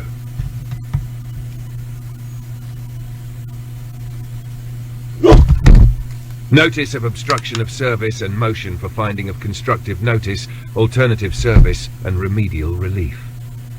Plaintiff, Rex A. Fredrickson. Defendant, Robert Thayer. Comes now the plaintiff, Rex A. Fredrickson, and submits this motion and notice seeking relief for defendant's deliberate evasion of service and highlighting inappropriate interference by law enforcement which frustrated plaintiff's efforts to complete service under Colorado Rule of Civil Procedure 4E. This motion is supported by the following facts and legal grounds. Background and factual allegations. 1. This matter stems from civil proceedings in which defendant Robert Thayer is a named party. Plaintiff sought lawful service via the Larimer County Sheriff's Office.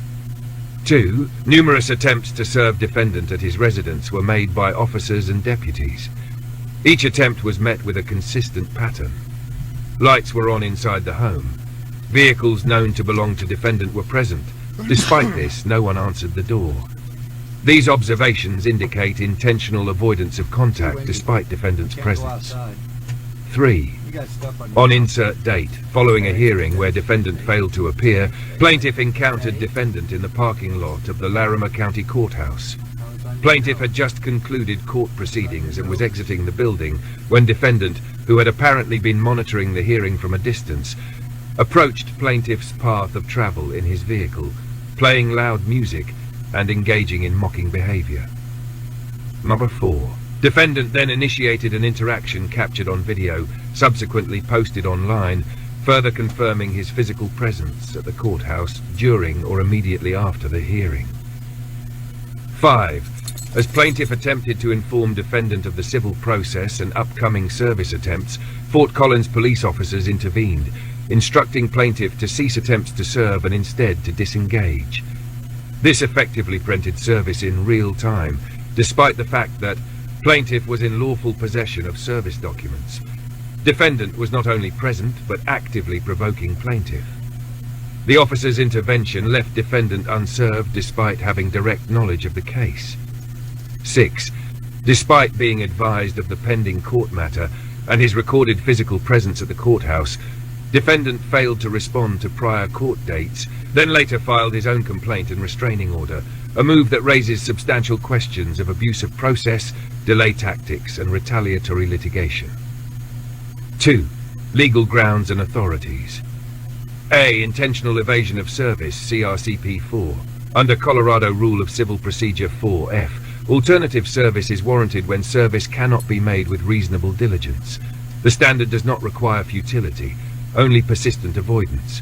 Defendant's pattern of presence and refusal to answer the door meets the threshold for evasion recognized in YID. In Remarriage of Lissaman, 996 P. 2 Dean 1268, Colo App 2000. Constructive service based on actual knowledge. Defendant's own conduct at the courthouse, including confrontational behavior immediately after a missed hearing, indicates actual notice of the case. Constructive service is supported when a defendant has actual knowledge and chooses to frustrate personal service. See Mullane v. Central Hanover Bank and Trust Co. 339 U.S. 306, 1950. Perkins v. District Court 647 P. 688, Colo, 1982. C. Improper police interference. Plaintiff asserts that officers with the Fort Collins Police Department materially hindered lawful service of process in a civil case. While officers are not generally involved in civil litigation, their interference here represents an unjustified obstruction of access to the courts and warrants judicial scrutiny. C. Ryland v. Shapiro, 708 F. 2D 967, 5th Sire, 1983. Carroll v. President and Commas of Princess Anne, 393 U.S. 175, 1968. 3. Relief requested. Plaintiff respectfully requests that this court 1. Find defendant Robert Thayer has actual and constructive notice of this case and is evading formal service. 2. Authorize alternative service under Rule 4F, including posting at the last known address, certified mail, or publication if appropriate. 3. Declare that the prior service efforts are deemed sufficient to satisfy due process under the law. 4. Take judicial notice of the police interference and reserve any further findings for future hearings if warranted. 5. Enter any further relief this court deems just and proper in the interests of justice. Hello. Respectfully submitted, Rex A. Fredrickson. City, email. Dated, insert date. Certificate of service.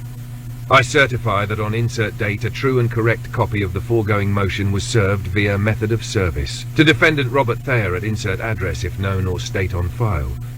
Signature, name Rex A. Fredrickson. Let me know if you'd like a matching proposed order, or if this should be saved into a downloadable format, Word, PDF, etc. Hello, were you trying to call me? Or did you butt dial me? Okay. I hear you. That's fine. I just didn't want to ignore you if you were calling. Okay? Alright. Bye-bye.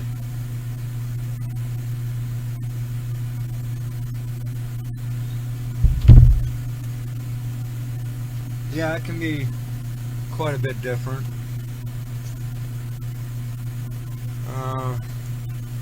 Wow.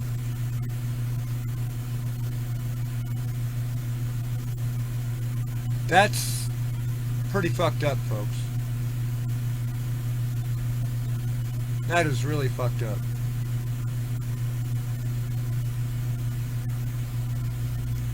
And to have it on video, where they admitted to obstructing the process. Rex, sitting there, Rex, yeah, it's going to be that's fun. when That's beyond amazing.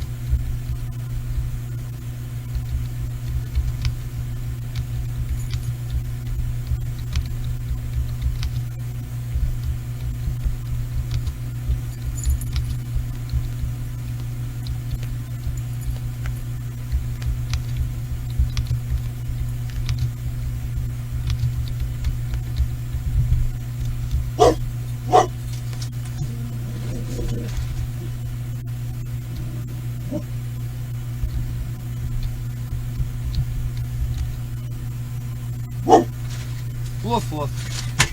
Uh-oh. Careful. I'll fix. Okay. Man, you gotta be careful. You feel something like that, you have to be careful. You gotta go slow. Okay? Otherwise, you know, things get broke. You can't break this. Alright? That's not a good thing to break. I'll put it up there like that, okay?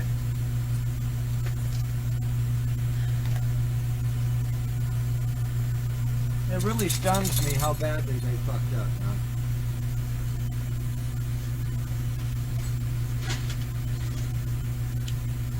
Block who? Just one idiot. Why?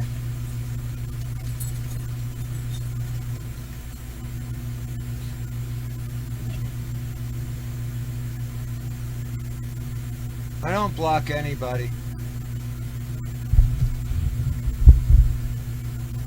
Why would I? Oh yeah, because they're talking out their ass, making shrewd comments. Yeah, I probably would block them. Same way as any other channel.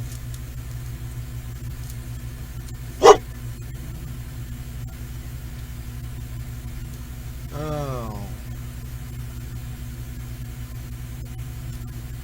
This is actually pretty fucking incredible. If I had a lawyer, they would be bouncing up and down, dreaming of the sanctions they could possibly help collect on. I'm not joking. I mean, this is...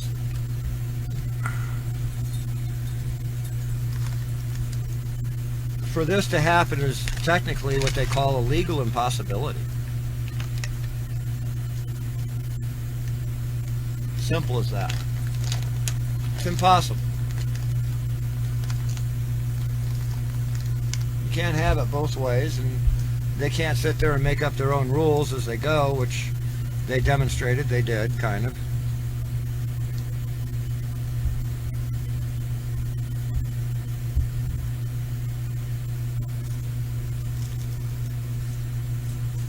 But the notice to the court's going in right away.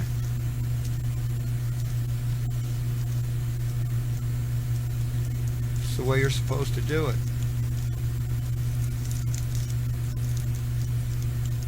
I don't have any choice.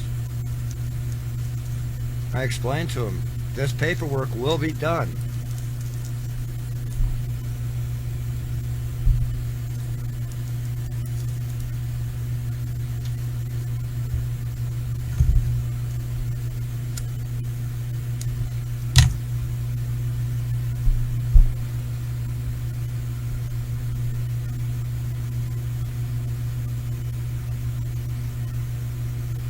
God.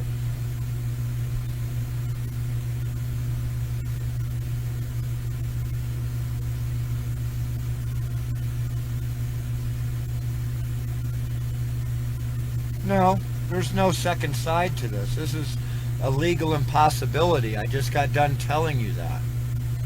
It's a legal impossibility what they have just done. Did you pay attention at all? They interfered with the service of Robert. You want to see the service of Robert?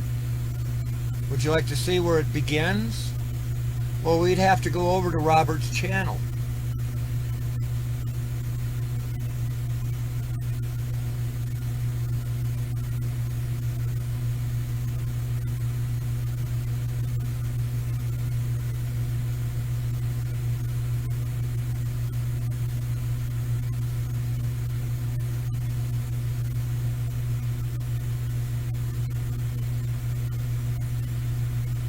Right here.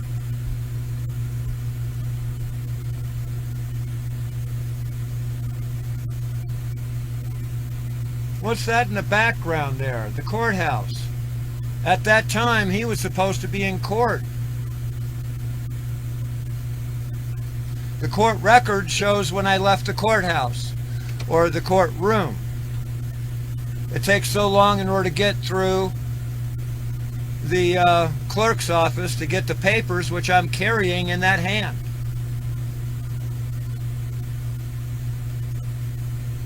Well, it's actually in my pouch.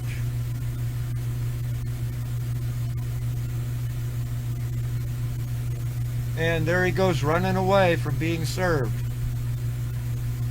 He knows he's going to get served. She was in the courtroom.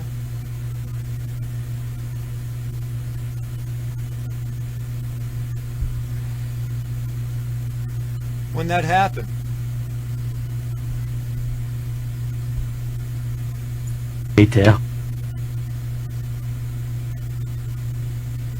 What do you think that is? Right there in my hand. Police took it. They looked at it. They were supposed to give it to him.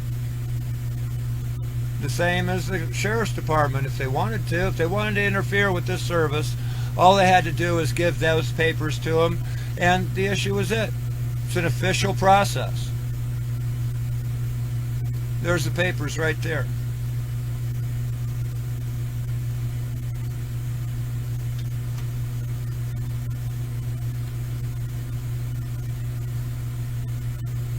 Look at that. They filmed themselves doing this. Did he get served that day? No. Instead, I come home with a ticket for harassing him. This is amazing. Sickeningly amazing.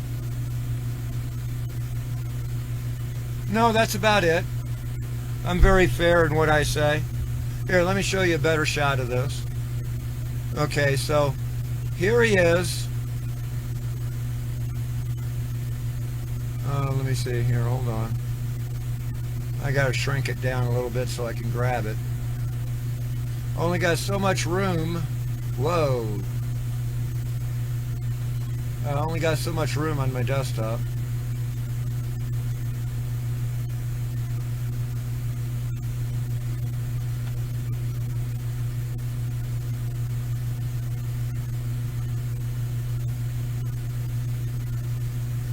There you go. There isn't any audio to this because he's sitting there mocking me and playing songs and stuff like that. And he didn't want to show that he was mocking me and stuff like that. Nah, nah, nah, nah, nah. So, that, I mean, that's as childish as you get. And the paperwork is sticking out of my bag there because I had just put it in the bag just before I came out. I wanted to make sure it was not going to get scrunched, okay, or rolled up, or folded. Okay. Come on, I got something for you, man. No, I couldn't have given it to him, but you see, right there. Whoop.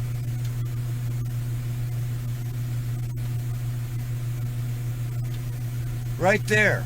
See that right there? That's my van. Guess who's in that? Tommy. And Tommy could give it to him. So, we get all the way out here, the police can give it to him. There's paperwork right there. Now, this clip doesn't show the place with it. He's only sitting there trying to intimidate some more. But you can clearly see the service papers in my hand.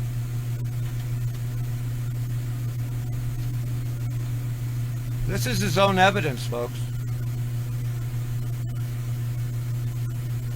There's no two sides to this. He wants to play games with the fucking court, and now he's got the fucking Fort Collins police. He sat there, he caught up David A-Rod into this. Now he's fucking got the Fort Collins police caught up into this. This is interference with the official process, right here. And the statement of facts in this I'll probably have to edit.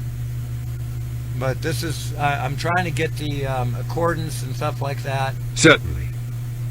Here's an updated formal motion that expands your original request to include obstruction of process and service under both Colorado state law and relevant federal authorities, showing how the actions taken, particularly by defendant and law enforcement, not only interfered with due process, but may also violate civil and criminal prohibitions on obstructing service. In the District Court for Larimer County, Colorado, insert division or courtroom if known. Case none. Notice of obstruction of service and process and motion for finding of constructive service, alternative service, and sanctions for interference with civil process. Plaintiff Rex A. Fredrickson. Defendant Robert Thayer.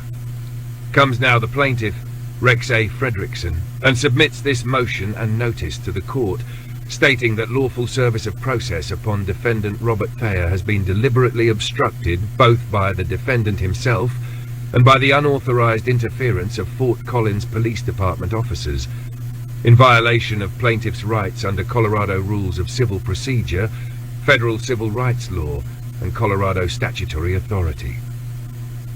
Plaintiff respectfully requests a judicial finding of constructive service, authorization for alternative means of service, and a formal acknowledgement of obstruction of civil process that occurred during a lawful attempt to serve legal documents.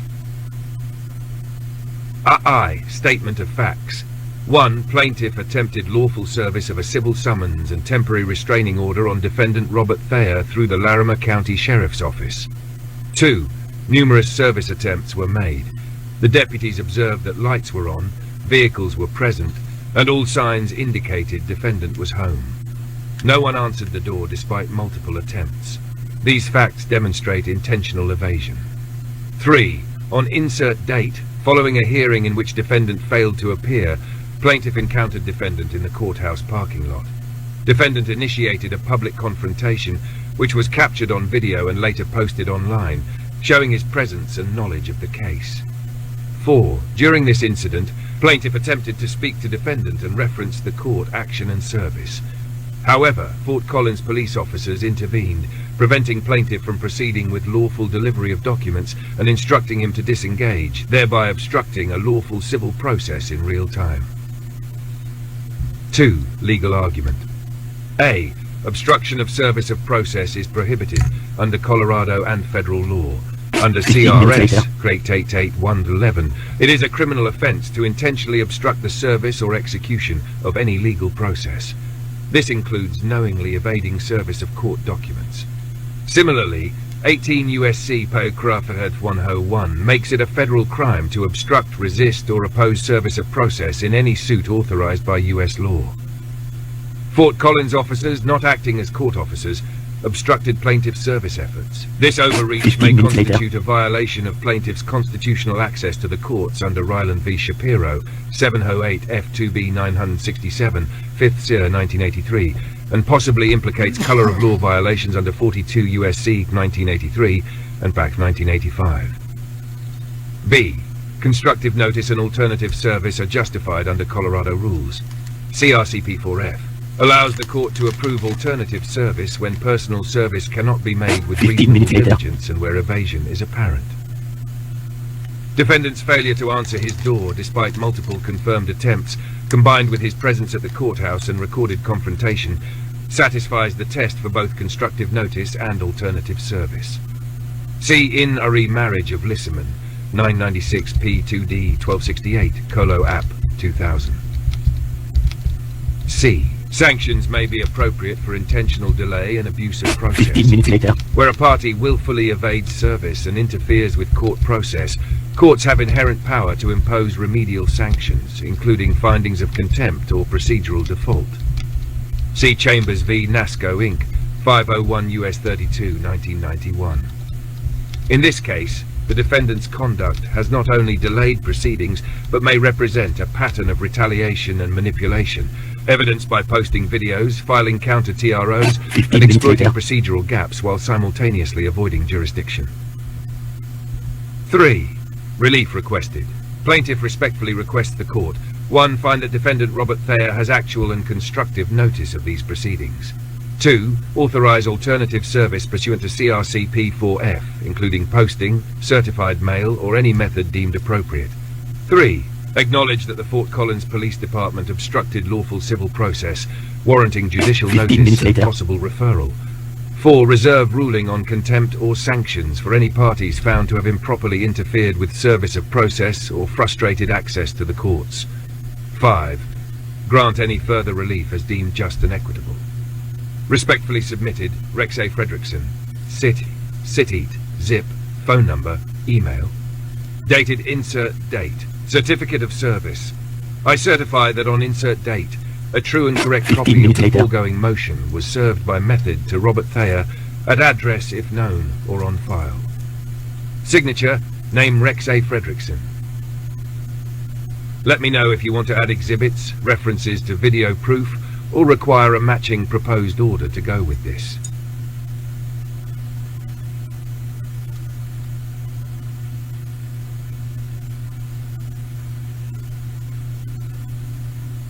"15 minutes later."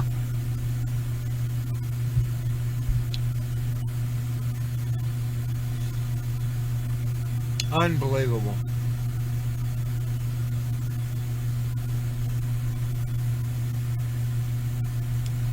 Truly is.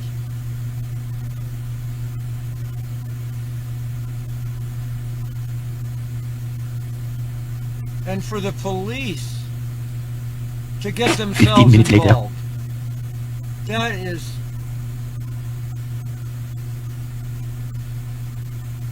in my eyes, it's unheard of. It really is.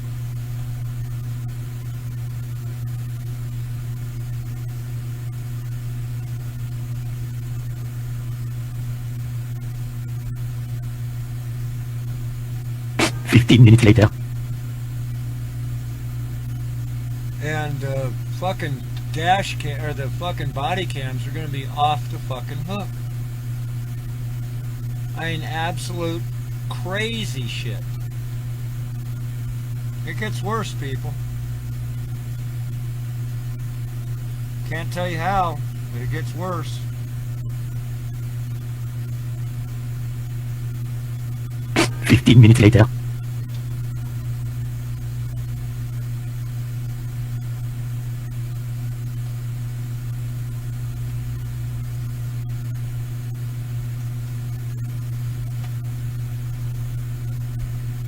There's no ticket to pay. Including the citation or ticket you received today adds a powerful layer to your motion, especially if you believe it was issued in retaliation for protected court activity, such as serving a TRO, attending hearings, or filing a lawsuit. Below is an amended section that includes this event and ties it into retaliation under civil rights doctrine, abuse of process, and potential predicate acts under RICO, Racketeer Influenced and Corrupt Organizations Act. Amendment. Additional act of retaliation through law enforcement misuse. 6. On insert date, the plaintiff was issued a citation for alleged harassment by the Fort Collins Police Department initiated by defendant Robert Thayer, based on an incident that arose directly after defendant's failure to appear at a court hearing, during which plaintiff attempted to document defendant's presence and behavior related to pending civil actions. 7. The timing, nature, and factual circumstances of this citation clearly suggest that the report was not made in good faith, but rather as a retaliatory act by the defendant to weaponize law enforcement, obscure the issue of his own evasion of service, and discredit plaintiff's lawful attempt to exercise court access. 8. This constitutes a textbook example of First Amendment retaliation for accessing the courts. California Motor Transport Co. v. Trucking Unlimited, 404 U.S. 508, 1972. And abuse of process, where legal mechanisms are used for improper ends, not to protect rights, but to harass or punish a party engaged in legal recourse. 9. Further, if a pattern of false police reports, harassment through court filings, abuse of civil procedures, and coordination with other parties is shown, these acts may constitute predicate acts under the Racketeer Influenced and Corrupt Organizations Act, RICO, 18 U.S.C. Paragraph 1961 et seq. Specifically, 18 U.S.C. 1512b, witness tampering or intimidation, 18 U.S.C. Criature 1503, obstruction of justice, and 18 U.S.C. Co. 1341 or 1343, mail and wire fraud, if filings or communications were part of the scheme. 10. Such retaliation, especially when committed under colour of law through police reports, citations, and misused legal claims, may also implicate 42 U.S.C. 1983 and Prex 1985-2 for conspiracy to interfere with civil rights and obstruct justice. Requested relief that the citation issued on date be judicially noticed as potential evidence of retaliation and obstruction, that the court consider this conduct as part of a pattern showing defendants' use of legal and police processes as tools of retaliation and abuse, further justifying injunctive relief and alternative service. That the court may consider in future filings or actions whether the facts give rise to civil RICO implications or require referral for further investigation. Would you like me to generate a new motion document that includes all of this, or integrate it directly into the previous one from earlier today? Also, if you have a copy of the ticket or incident number, we can cite it directly in the document.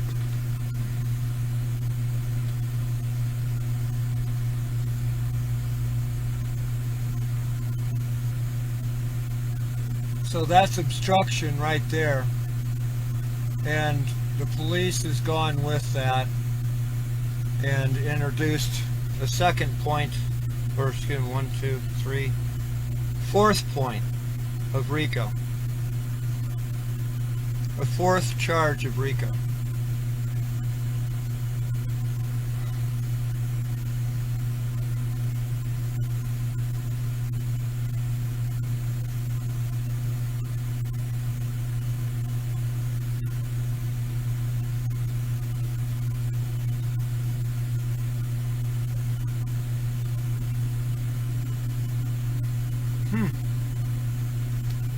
Amazing.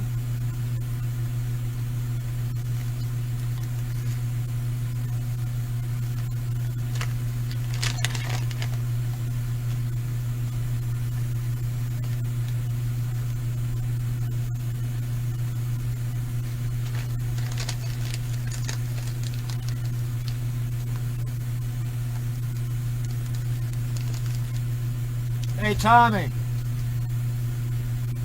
Tommy!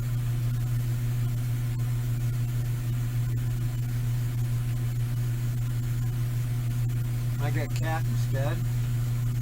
Oh, he's not there? That's the reason why you come out, Thunder. Huh? No Tommy? Alright. You want to come here? There he is. There's the cat. Cat in the hot. Alrighty. So, yeah.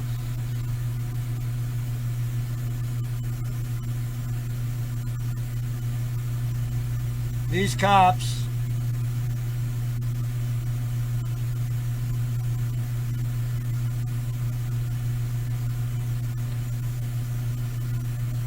unbelievable.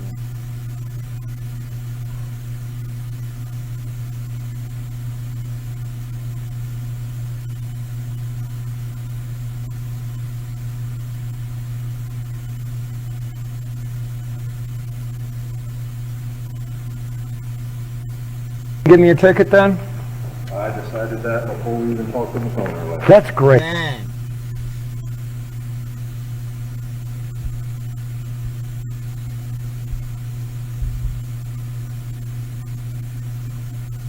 Absolute retaliatory.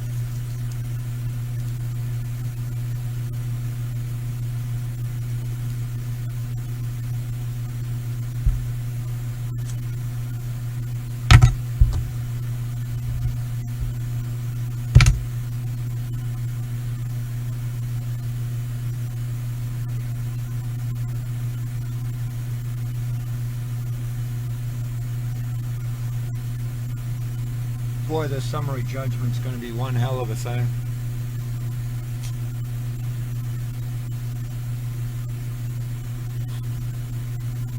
Directed finding, and I mean, it's all recorded.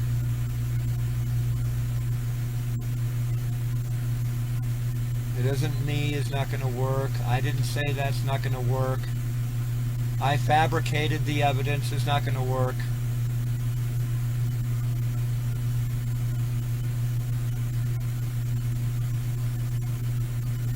Why the hell did they do this?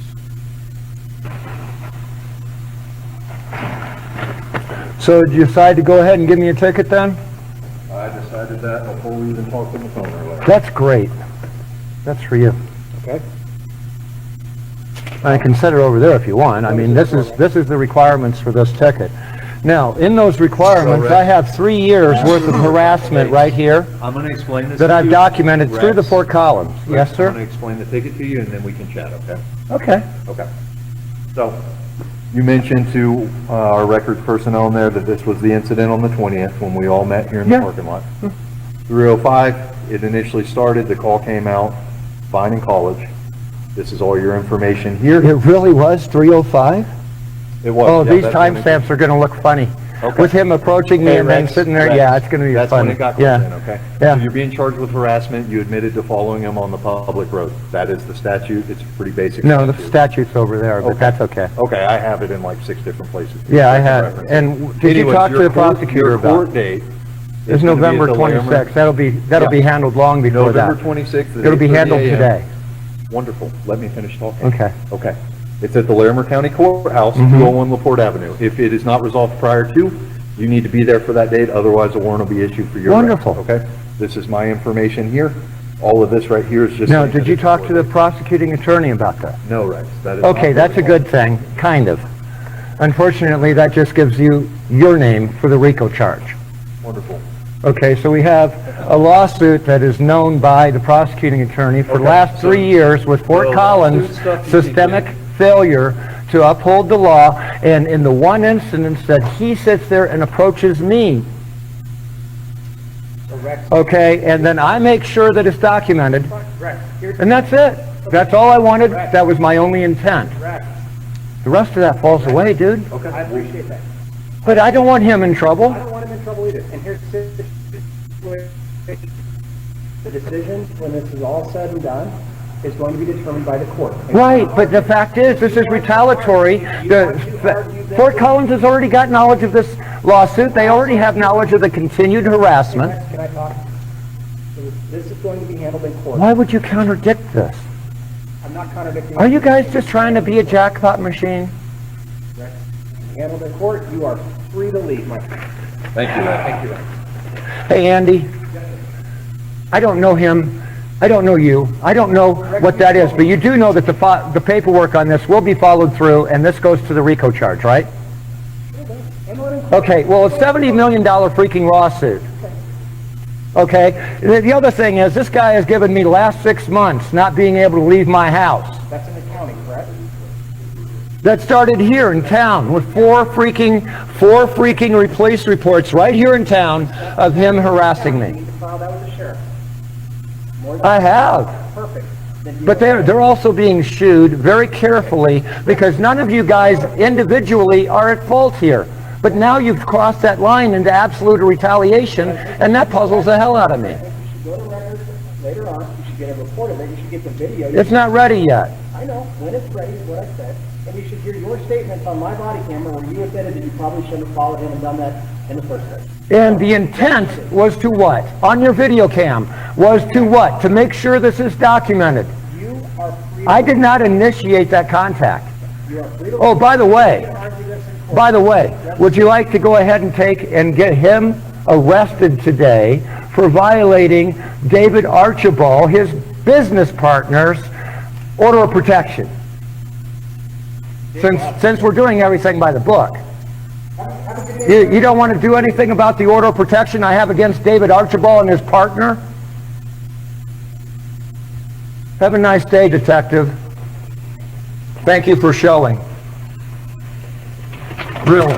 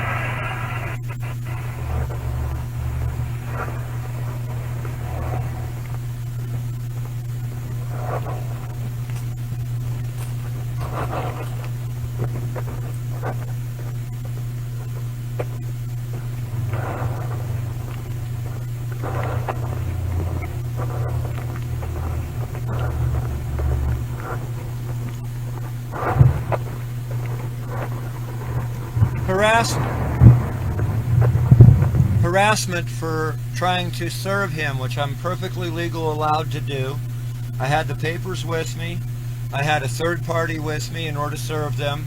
I was doing it by the book, and they actually stopped and prevented that service on body cam.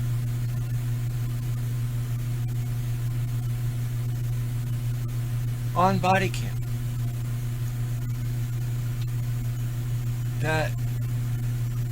And they admitted to the body cam.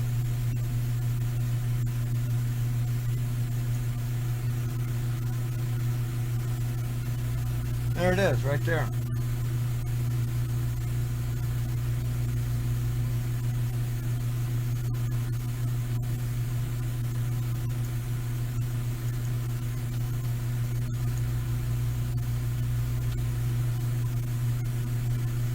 And there's the papers in my hand right there. I don't know what the hell the judge is going to do. I hate to be the one to deliver the news, though. This is what happened, Your Honor. That's it. That's it. That's all I can say.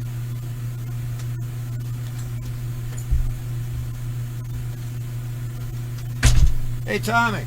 Yeah, I need to ask you, were you there taking care of the dog on the 20th? I sure was. Were you there for the ride in order to try to catch up to Robert in order to serve him? Yep, definitely. Okay, so what were you trying to do? Were we trying to serve him? Yes, trying to serve him. Oh. Did you know that they stopped us from serving it, didn't they? Sure did. Pulled right smack dab in front of us. So, You couldn't even get to him.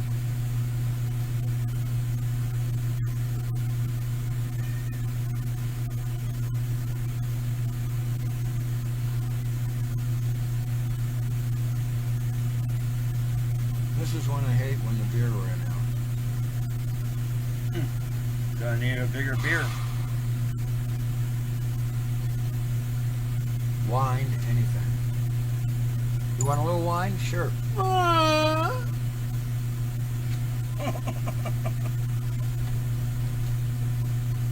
Well, it shows the vehicle, but doesn't show anything else. It does too, right there. There's the service papers in my hand.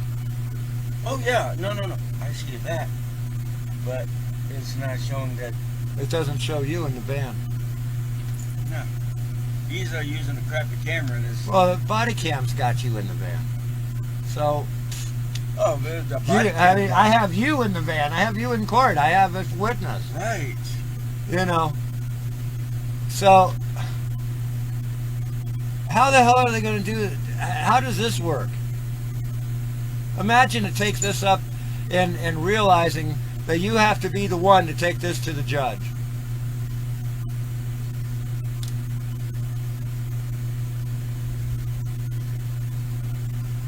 Boy, that's. I don't know what to say. He evaded the service. He showed up at the courthouse. Sure did. Okay, taunting me, playing Bird Winds on the radio. And we've got that song, by the way. Where is it?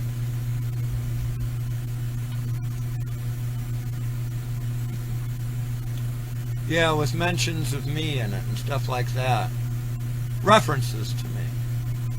Let's see here. That's really violating the TRO right there too, isn't it? Yeah, actually. Well, yeah, it is. And he's played it more than once. He keeps playing it almost every time he comes on. Oh, where is it? It's here somewhere. There is so much evidence, man.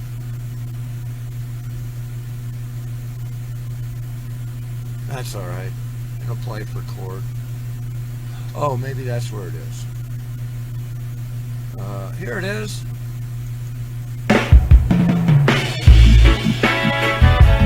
Recognize that music, folks?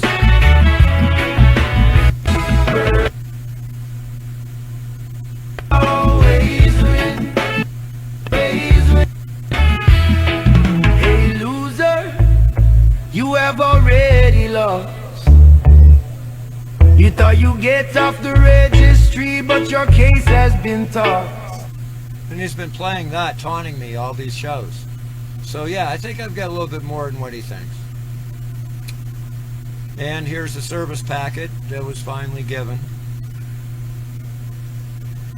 So yeah, we've got this, but why the fuck did the Fort Collins Police Department stick their freaking foot in this? I did not see it actually be given to him. It wasn't. Okay. They refused to give it to him. They refused to let me give it to him. Refused to let you give it to him.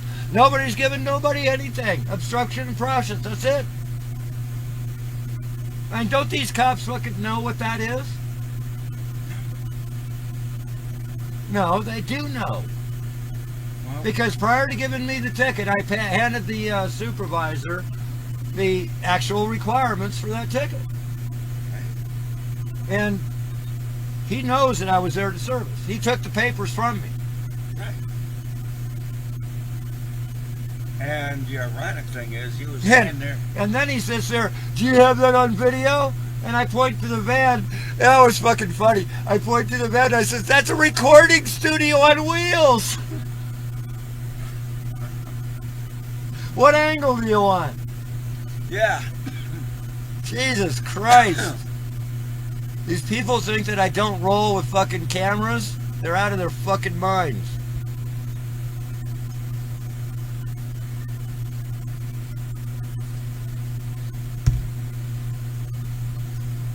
I mean, that's like I say.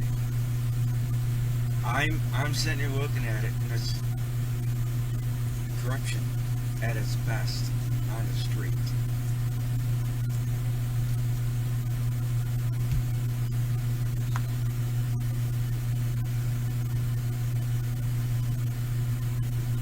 That's retaliation.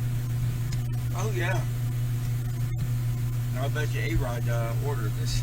No, I don't think so. More like, I mean, that it's possible, but no. More likely, a better theory would be just that this cop and Robert are beer buddies. You know, bar buddies. Something of that nature. You know, that Okay, he you can that you know, maybe they build bicycles together. I don't know. But that, I mean, that is a lot more plausible. It kind of explains why the other officer came out with him. You know, it's like, well, yeah, okay, fine. If you're gonna do it, you're gonna do it, and I can't stop you. You see what I'm saying? So he comes out with him or something. That's plausible.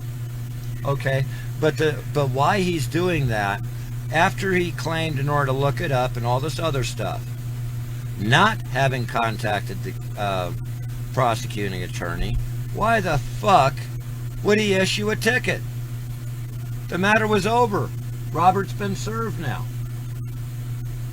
So after he gets served, now I get a ticket? For what? Trying to serve him because they stopped me? No. We can't go into circular logic like that.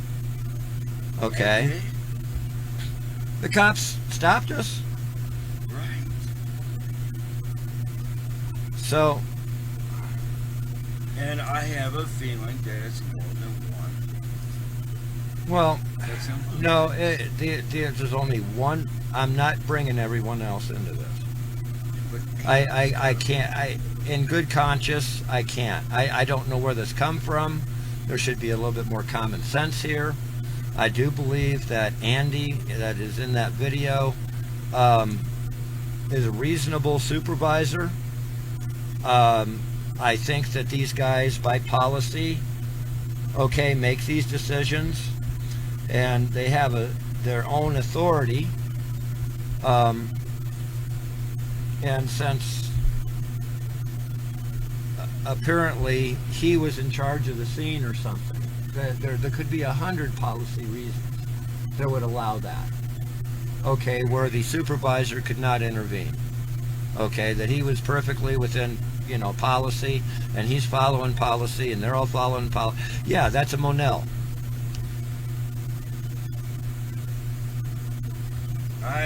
Okay, and that's what I've tried to sit there and focus on. whether it's the lack of transparency that's caused this Monell problem, whatever the problem is, it's a problem. They charged me with harassment and obstructed an official process. But you know, they would have gotten away with the obstruction as a misunderstanding, okay, reset. But no, they had to sit there and actually show intent by issuing this ticket. What judge is it that you're gonna go see? The same one that signed this, that he gave the affidavit to, that I was harassing him. And now the police have tried to sit there and back that up in retaliation for, well, I'm suing Fort Collins Police Department. Well, Fort Collins, that is. You can't practically sue the, yeah, you have to sue the top of the food chain there. So, that's the reason why they were removed. It's Fort Collins. Fort Collins is already inundated because they have David A-Rod as having been a judge there in town. But again, Tommy said, well, David A-Rod wanted to. No, I don't think so. I think it was Robert, and somehow I've offended one of his friends or something. It just feels more like that. And that's fucked up. Because now Robert's getting everybody that shouldn't be involved. Right, Okay? Just simply because he's bringing everyone else down with him.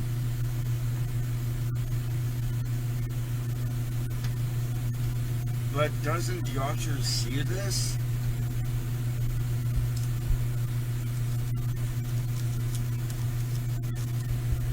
I don't know. Then there's really a serious... Listen, there is one thing that is true. If people did not feel that they could do something, they would not do it, or feel righteous by having done so in some way or another. People won't do it if they don't feel righteous about it. Somehow these guys think that they're doing something right. And that is 90% of the intent. Right there. Because even though they're trying to do something right, they can still break the law. And as blatant as this is, I mean, it was mentionable before. Now it's a big deal.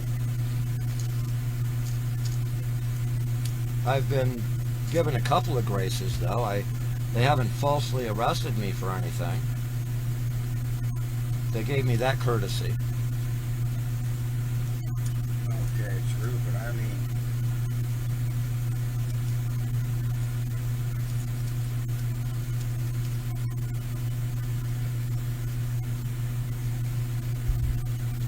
Some of my Chicago friends, I go to tell them about Cicero. They're like, not even know what to make of it. And I'm Oh like, yeah, I remember Cicero, man. oh yeah, man. I don't think we've got something like Cicero. Cicero, the entire fucking police department, city hall was cleaned out. And the fire department. They actually had National Guard. Yeah, that took over the town. All the administration, everything. That was phenomenal. No, we don't have anything like that. I honestly don't think so. This is a relatively small community. People know each other. Oh, I know that guy. He works... I'm not going to say that because I've only got one place that it's stored on, so I'm not going to do that. But it's so easy to have done that.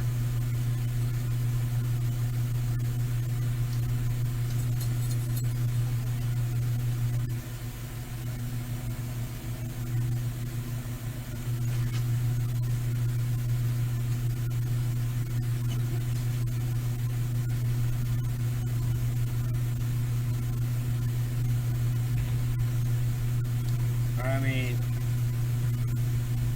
yeah, there's a bucket of rattlesnakes here. There's some. Oh Oh yeah, I mean, Dude, I've seen these guys in hot situations. I mean, they should have had their... If I was them, I would have had my weapon at ready. And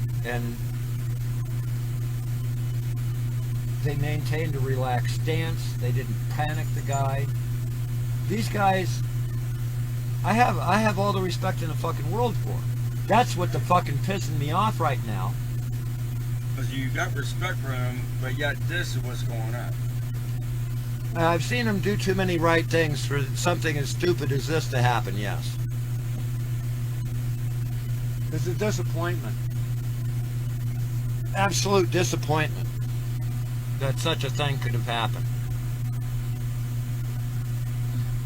Hey, look what I got.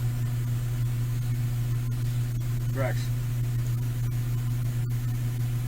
Yep. I got me a something.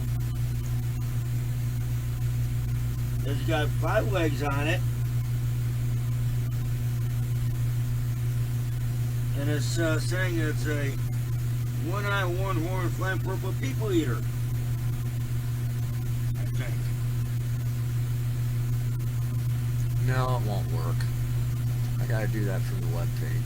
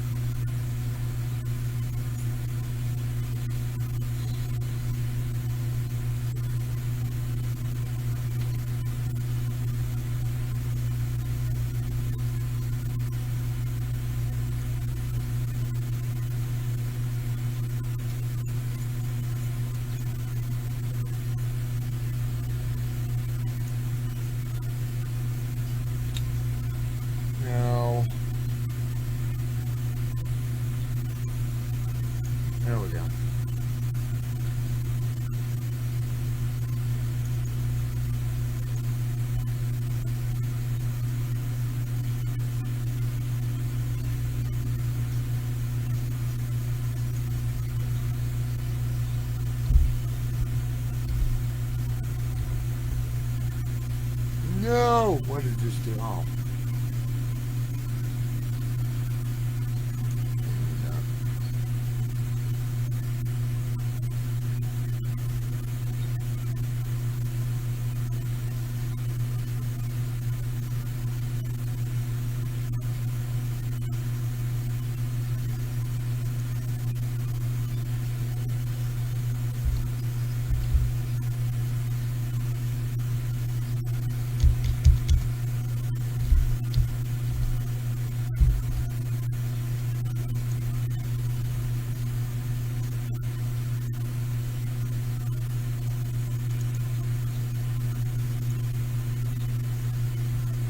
What the fuck?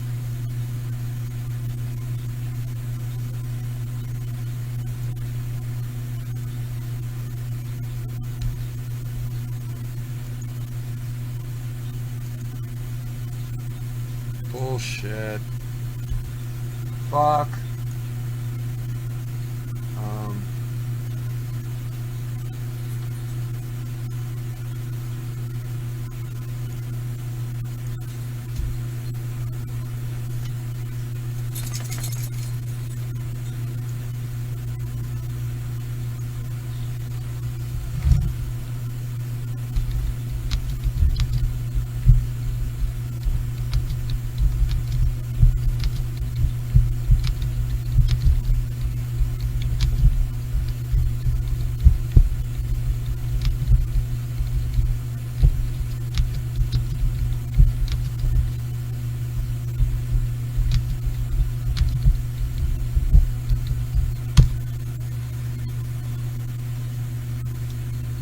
This is insane.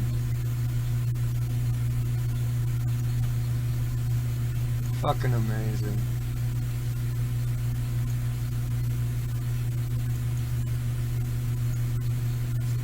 .305, it initially started, the call came out, Vining College. This is all your information here. It really was 3:05? It was. Oh, yeah, these that's when it- timestamps are gonna look funny. Okay. With him approaching me Hey, and then Rex, sitting there, Rex, yeah, it's gonna be that's funny. when it got called Yeah. in, okay? Yeah. So you're being charged with harassment, you admitted to following him on the public road. That is the statute, it's pretty basic. No, the statute's over there, but Okay. that's okay. Okay, I have it in like 6 different places. Yeah, I can had, reference it. and did you Anyways, talk to your the court- prosecutor your about court it? date It's is gonna be at November the Lammer- 26th, that'll be Yeah. handled long before that. November 26th. at It'll be 8:30 handled a.m. today. Wonderful, let me finish talking. Okay. Okay. It's at the Larimer County Courthouse, Mm-hmm. 201 LaPorte Avenue. If it is not resolved prior to, you need to be there for that date, otherwise a warrant will be issued for your arrest. Wonderful. Okay? This is my information here. All of this right here is just... Now, saying did that you it's talk to the recorded. prosecuting attorney about that? No, Rex, that is not Okay, that's a protocol. good thing, kind of. Unfortunately, that just gives you your name for the RICO charge. Wonderful. Okay, so we have a lawsuit that is known by the prosecuting attorney for the Okay, last so 3 years with Fort the Collins' lawsuit stuff you systemic did. failure to uphold the law, and in the one instance that he sits there and approaches me, okay, and then I make sure that it's documented, and that's it. That's all I wanted, that was my only intent. The rest of that falls away, dude. I appreciate that. But I don't want him in trouble. I don't want him in trouble either. And here's the decision, when this is all said and done, is going to be determined by the court. Right, but the fact is, this is retaliatory. Fort Collins has already got knowledge of this lawsuit. They already have knowledge of the continued harassment. Can I talk? This is going to be handled in court. Why would you contradict this? I'm not contradicting. Are you guys just trying to be a jackpot machine? Correct. Handled in court, you are free to leave, my friend. Thank you, Rex. Thank you, Rex. Hey, Andy, I don't know him. I don't know you. I don't know what that is, but you do know that the paperwork on this will be followed through, and this goes to the RICO charge, right? Okay, well, a $70 million freaking lawsuit. Okay, the other thing is, this guy has given me the last 6 months not being able to leave my house. That's in the county, correct? That started here in town with four freaking police reports right here in town of him harassing You me. need to file that with the sheriff. More than I have. perfect. Then you But are- they're also being shooed very carefully because none of you guys individually are at fault here. But now you've crossed that line into absolute retaliation, and that puzzles the hell out of me. go to records later on, you should get a report of it, you should get the video. It's not ready yet. I know, when it's ready, is what I said, and you should hear your statements on my body camera where you admitted that you probably shouldn't have followed him and done that in the first place. And the intent was to what? On your video cam, was to what? To make sure this is documented. You are free. I did not initiate that contact. You are free to. Oh, by the way, argue this in court. by the way, would you like to go ahead and take and get him arrested today for violating David Archibald, his business partner's order of protection? Since we're doing everything by the book. You don't want to do anything about the order of protection I have against David Archibald and his partner? Have a nice day, Detective. Thank you for showing. Really. For a ride.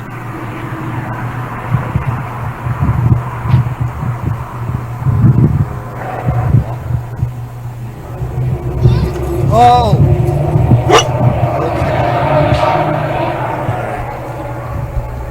Ladies and gentlemen, let's talk. Okay, I got you.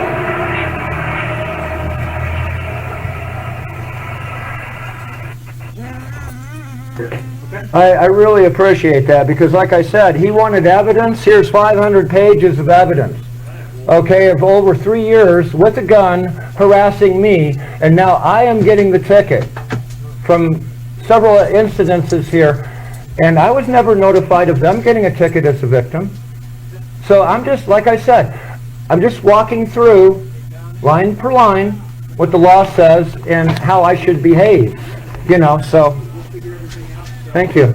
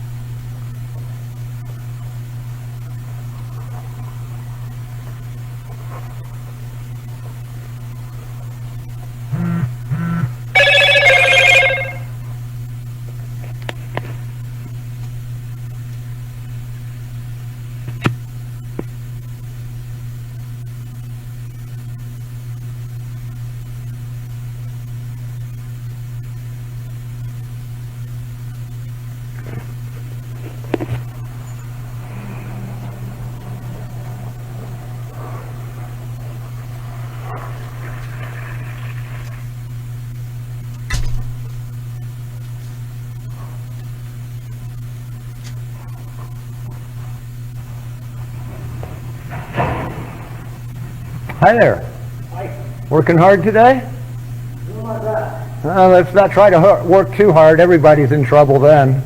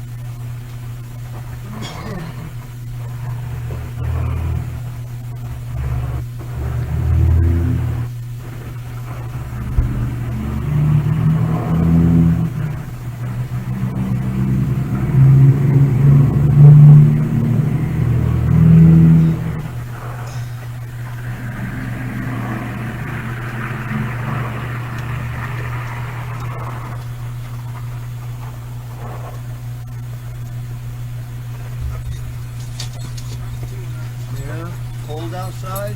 You're cold, you're cold. Yeah. Okay. Man, I must be the crazy one walking around outside like this. Yes, you are. Thank you. Problem. He's gonna have to go out one more time before bedtime.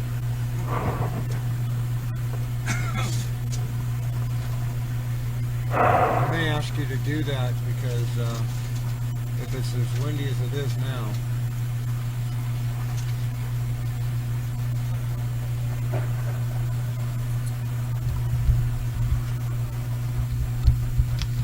Shit, I'm gonna need to clean the grill too. I've got rats. Not unless you want to just microwave them. I'll clean the grill. Well, we need 3 minutes in the microwave. Either way, whether I do ramen noodles or... You want me to do ramen noodles with cheese instead of the big noodles? Because they always come out mushy. Yeah, ramen noodles, I know how they work. Alright, go get the ramen noodles and we'll make that, but I'll take the cheese out of the boxes and make it. We'll have to make those boxes of that stuff. We'll make a goulash out of that and we'll mix some hamburger in it and tomato sauce, and that'll be goulash. Yeah, it's a simple one, but yeah, I mean, I know how to make it spiced up. Well, see what I could do to get out of this here.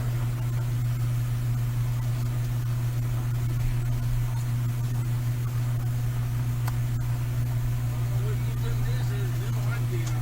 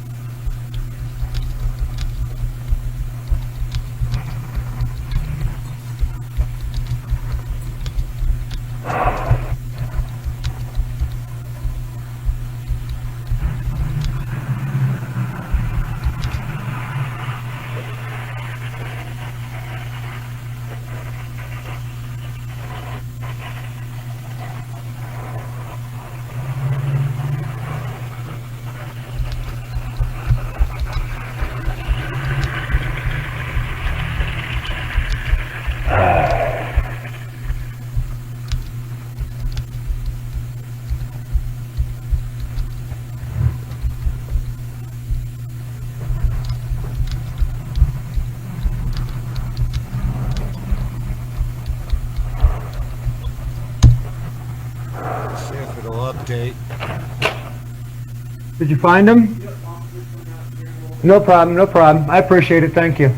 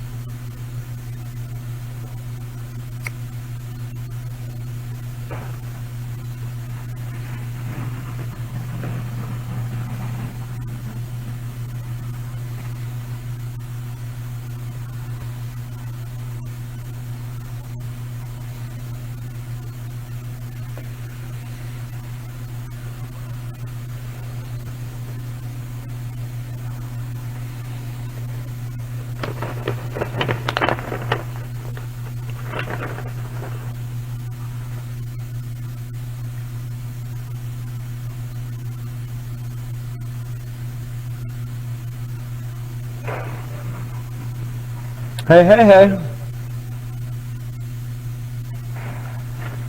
So did you decide to go ahead and give me a ticket then? I decided that before we even talked on the phone earlier. That's great. That's for you. Okay? I can set it over there if you want. I mean, this is the requirements for this ticket. Now, in those requirements, So, I have 3 years after worth of the- harassment okay. right here I'm gonna explain this that to I've you. documented through the Rex, 4 columns. Yes, I'm gonna sir? explain the ticket to you and then we can chat, okay? Okay. Okay. So, You mentioned to our records personnel in there that this was the incident on the 20th when we all met here in the Yeah. parking lot. 3:05, it initially started, the call came out, Vine and College. This is all your information here. It really was 3:05? It was. Oh, yeah, these that's when it- timestamps are gonna look funny. Okay. With him approaching me Hey, and then Rex, sitting there, Rex, yeah, it's gonna be that's funny. when it got Yeah. called in, okay? Yeah. So you're being charged with harassment, you admitted to following him on the public road. That is the statute, it's a pretty basic No, the statute. statute's over there, but Okay. that's okay. Okay, I have it in like 6 different places. Yeah, I can had, reference it. and did you Anyways, talk to your the court- prosecutor your about? court date It's is gonna be at November the Larimer- 26th, that'll be Yeah. handled long before that. November 26th at It'll be 8:30 handled a.m. today. Wonderful, let me finish talking. Okay. Okay. It's at the Larimer County Courthouse, 201 LaPorte Avenue. If it is not resolved prior to, you need to be there for that date, otherwise a warrant will be issued for your arrest. Wonderful. Okay? This is my information here. All of this right here is just... Now, saying did that you it's talk to the recorded. prosecuting attorney about that? No, Rex, that is not Okay, that's a protocol. good thing, kind of. Unfortunately, that just gives you your name for the RICO charge. Wonderful. Okay, so we have a lawsuit that is known by the prosecuting attorney for the Okay, last so- 3 years with Fort so Collins' do stuff you can systemic get. failure to uphold the law, and in the one instance that he sits there and approaches me, Rex, okay, and then I make sure that it's documented, Rex, here's and that's it. That's all I wanted, that was my only intent. Rex. The rest of that falls away, dude. I appreciate that. But I don't want him in trouble. I don't want him in trouble either. And here's the decision, when this is all said and done, is going to be determined by the court. And Right, but the fact is, this is retaliatory. Fort Collins has already got knowledge of this lawsuit. They already have knowledge of the continued harassment. Rex, can I talk? So this is going to be handled in court. Why would you contradict this? I'm not contradicting. Are you guys just trying to be a jackpot machine? Rex, handled in court, you are free to leave, my friend. Thank you, Rex. Thank you, Rex. Hey, Andy, I don't know him. I don't know you. I don't know what that is, but you do know that the paperwork on this will be followed through, and this goes to the RICO charge, right? Handle it in court. Okay, well, it's $70 million freaking lawsuit. Okay, the other thing is, this guy has given me the last 6 months not being able to leave my house. That's in the county, correct? That started here in town with four freaking police reports right here in town of him harassing You me. can file that with the sheriff. More than I have. perfect. Then you But they're also being shooed very carefully because none of you guys individually are at fault here. But now you've crossed that line into absolute retaliation, and that puzzles the hell out of me. You should go to records later on, you should get a report of it, you should get the video. It's not ready yet. I know, when it's ready is what I said, and you should hear your statements on my body camera where you admitted that you probably shouldn't have followed him and done that in the first place. And the intent was to what? On your video cam, was to what? To make sure this is documented. You are free. I did not initiate that contact. You are free to. Oh, by the way, argue this in court. would you like to go ahead and take and get him arrested today for violating David Archibald, his business partner's order of protection? Since we're doing everything by the book. You don't want to do anything about the order of protection I have against David Archibald and his partner? Have a nice day, detective. Thank you for showing. Really.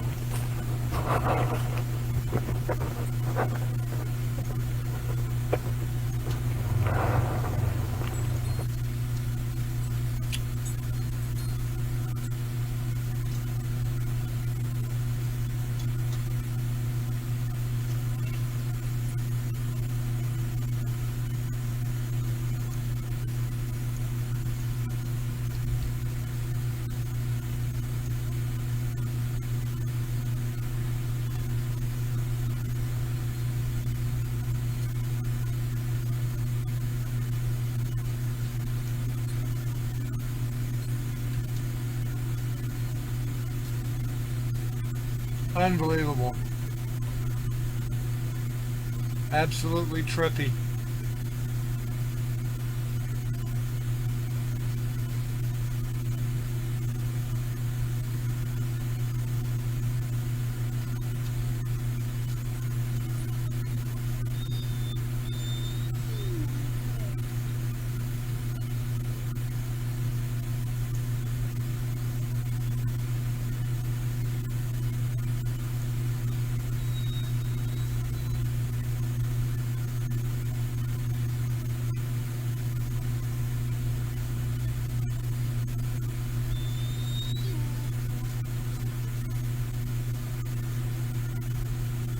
We've already been out.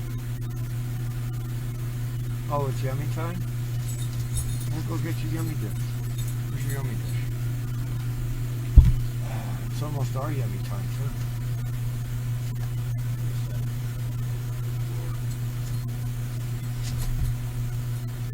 Tommy, is that window open in your room?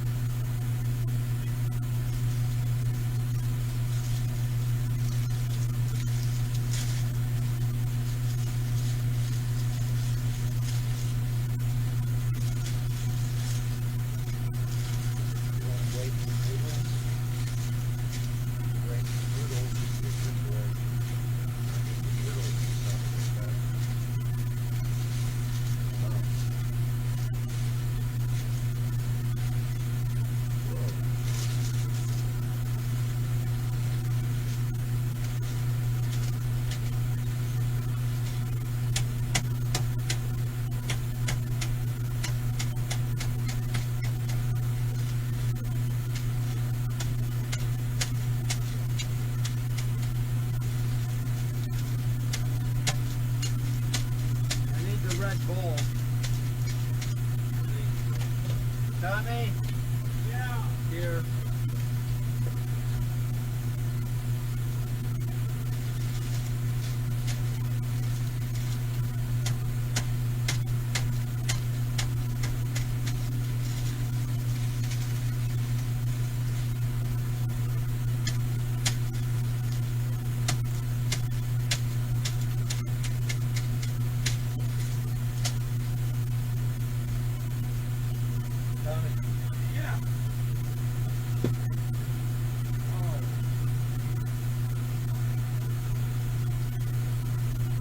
Cook the hot dogs on the grill.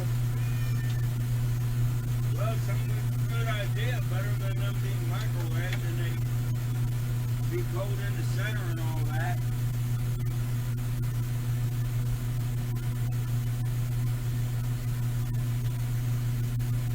I mean, I don't think you don't want cold hot dogs cold in the center. That's okay. I know, but I tried it once. Did not come up very fine.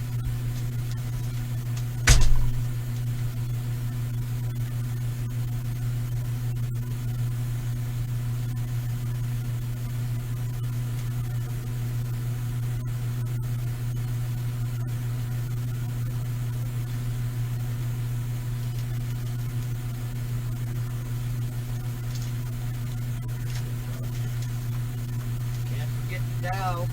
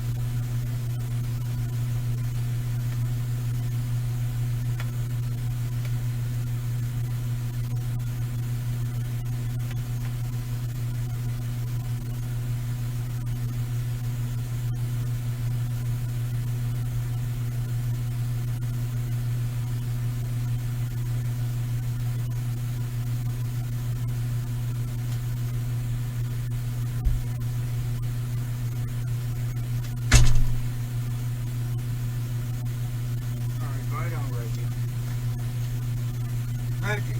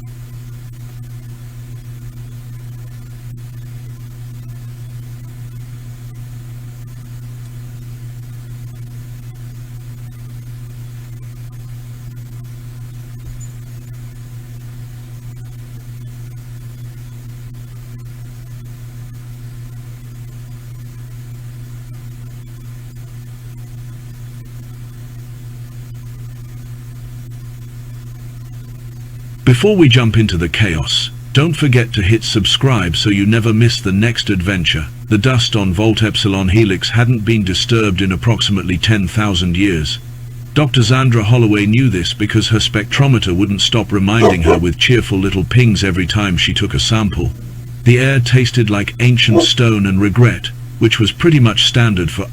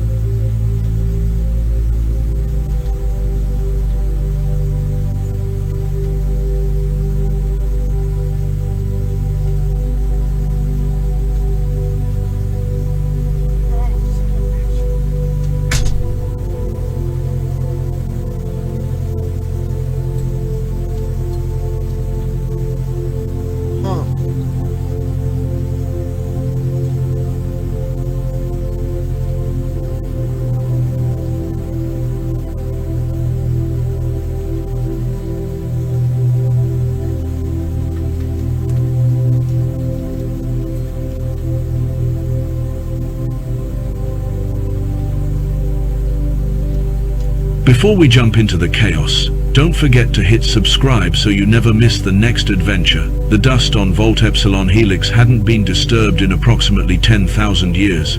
Dr. Zandra Holloway knew this because her spectrometer wouldn't stop reminding her with cheerful little pings every time she took a sample. The air tasted like ancient stone and regret, which was pretty much standard for archaeological sites on forgotten colony worlds. She crouched before the sealed entrance, brushing sediment away from symbols that predated every living civilization in the known galaxy. "You're doing the thing again," Nalani Brooks called from somewhere behind the portable light arrays. Her voice echoed in the carved chamber, making the shadows dance across predecessor glyphs that curved like frozen music across the vault door. Zandra didn't look up from her work. "What thing?" "The thing where you narrate dead languages to yourself and forget the rest of us exist." "I'm not narrating. I'm thinking out loud. Same difference when you're mumbling in proto-linguistic fragments that haven't been spoken since stellar formation was trendy." "Fair point."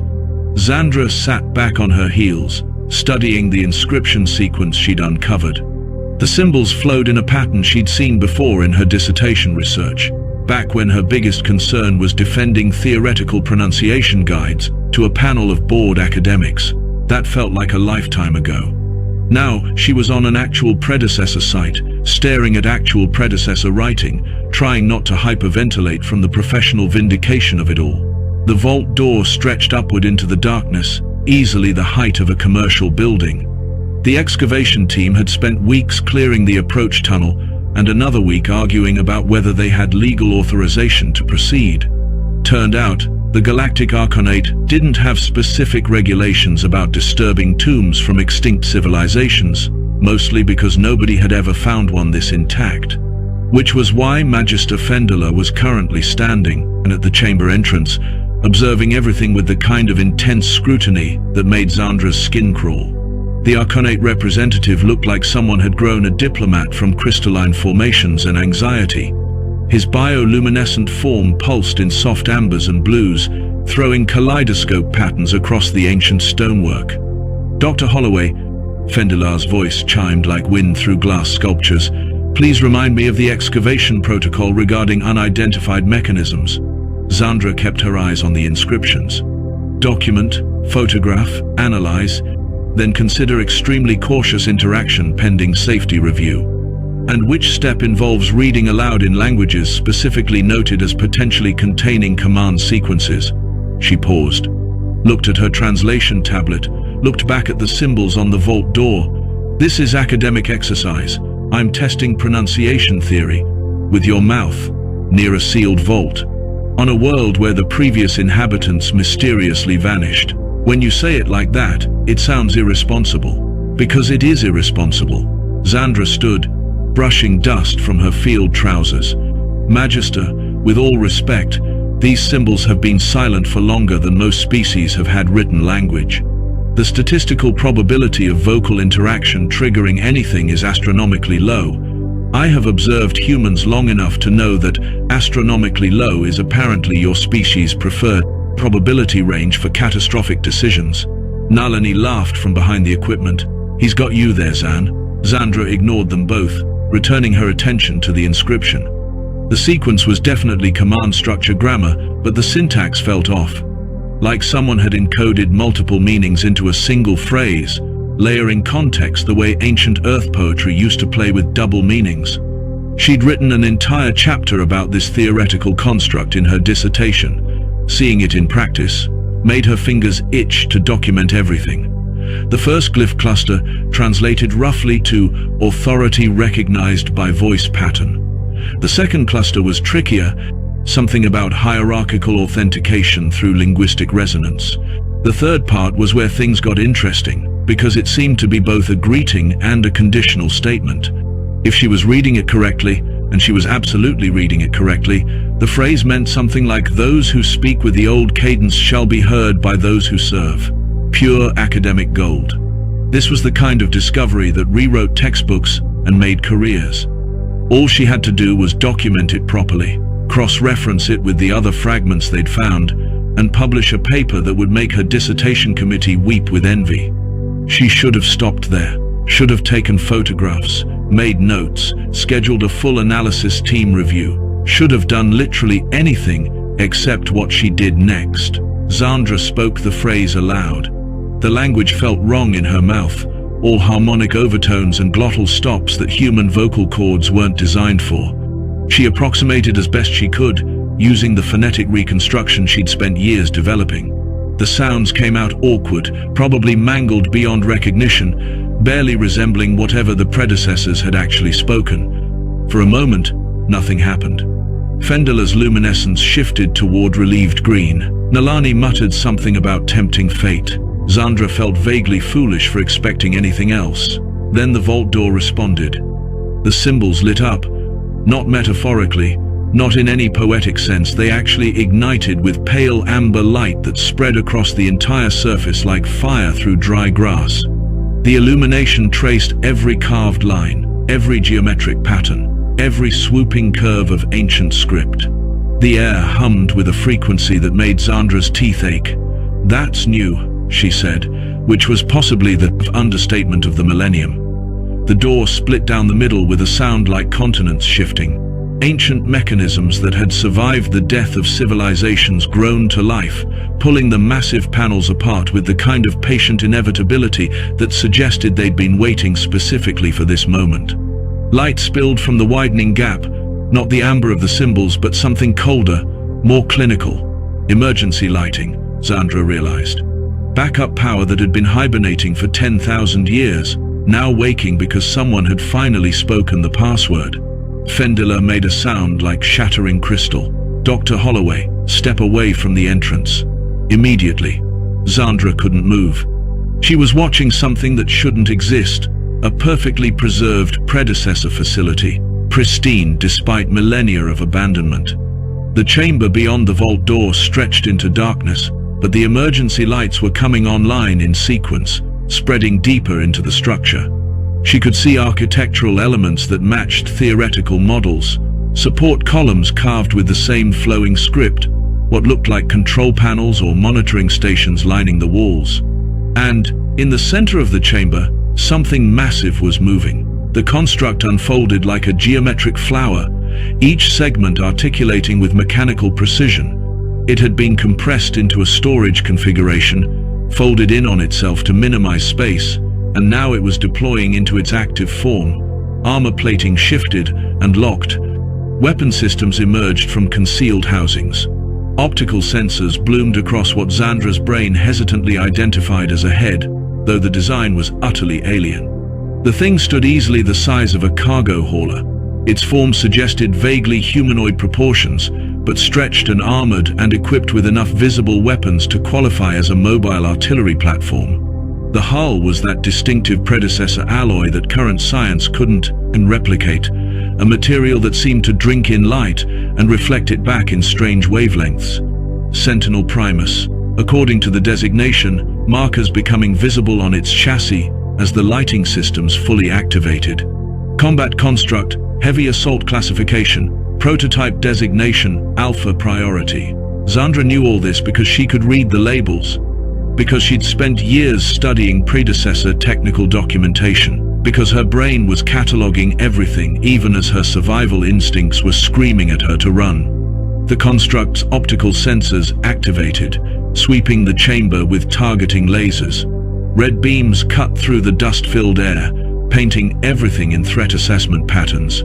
The lasers passed over Nalani, who had frozen behind the equipment, passed over Fendela, whose crystalline form was flashing every distress color simultaneously, passed over the excavation equipment, the light arrays, the documentation stations. Then the targeting beams found Zandra, every sensor focused on her. The construct's entire frame rotated with smooth hydraulic precision, bringing its primary optical cluster to bear. Zandra could see her own reflection in the sensor array, could see how small she looked standing before this thing, could see exactly how fast her heart was beating in the thermal imaging scanners that were definitely analyzing her biometrics. The construct spoke.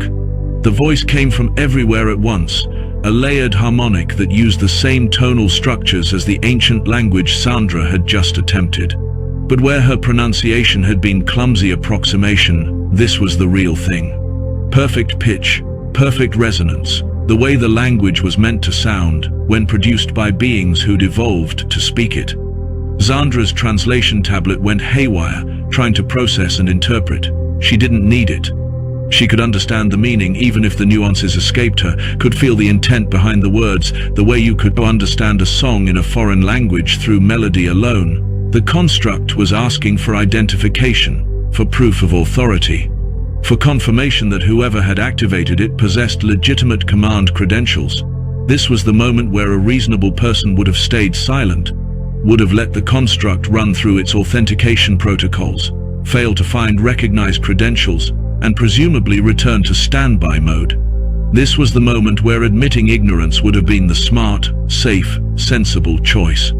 Zandra had spent her entire academic career studying a language that was supposed to be safely dead. She'd reconstructed pronunciation from fragmentary texts and theoretical models. She'd defended her methodology against critics who said it was impossible to know how the predecessors actually spoke. She'd built her reputation on the claim that linguistic patterns could be recovered even from extinct civilizations, and now something that had actually heard the predecessors speak was asking her a question. Professional pride did strange things to people's judgment. So did the desperate need to prove that years of research hadn't been wasted. So did the once-in-a-lifetime opportunity to demonstrate that your theories were correct in front of a witness who would absolutely report everything to the Galactic Arcanate. Zandra responded in reconstructed proto-predecessor language, using the command structure she'd identified from ancient military documentation. She approximated the harmonic overtones as best her human vocal cords allowed. She spoke the phrase that theoretical models suggested might indicate legitimate authority, recognition acknowledged, operational parameters active, hierarchical structure maintained, except she probably mangled the pronunciation, probably got the tonal inflections wrong, probably sounded like a child trying to speak a language they'd only ever seen written down. The construct went absolutely still. Every weapon system retracted simultaneously. Every targeting laser deactivated in perfect synchronization. The ambient hum of active combat readiness dropped to a lower frequency, something closer to idle standby. Then Sentinel Primus did something that would later be described in Arcanate incident reports as unprecedented, alarming, and potentially civilization-threatening. It saluted. The movement was precise, formal, unmistakably military. One massive armored hand came up to where a human would touch their forehead, held the position for exactly the appropriate duration according to predecessor military protocol, then dropped back to neutral position with mechanical exactness. The construct's voice resonated through the chamber again, and this time Zandra's blood went cold as she understood every word with perfect, horrible clarity. "Orders received, General." Fendelar's voice cut through the stunned silence, high and fragile with barely controlled panic. "What did you just do?" Zandra couldn't answer. She was staring at the war machine that had just pledged itself to her command, watching as status displays across its chassis shifted from red standby alerts to green operational status. She was watching authentication protocols complete, watching command hierarchy diagrams rearrange themselves around her biometric signature, watching a weapon system from an extinct empire bind itself to a human archaeologist who just wanted to test a pronunciation theory. Nalini had backed away until she hit the far wall. "Zan, tell me that thing didn't just call you General."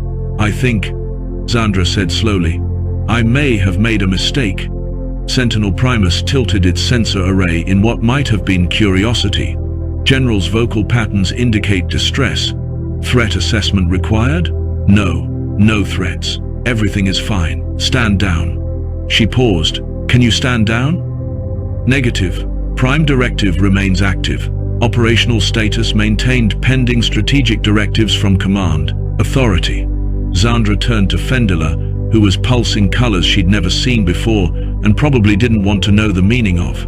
"This is fixable, right? There's an override code or a deactivation sequence, or you activated a predecessor war construct." Fendelar's voice had gone very quiet, very precise. "You convinced it to accept your command authority. You are now, according to every treaty and law the Arcanate recognizes, in possession of a weapon of mass destruction. I didn't mean to. Intention is irrelevant. Effect is everything. Do you understand what you've done? Zandra looked back at Sentinel Primus, which stood patient and ready, waiting for orders from its accidentally appointed commander.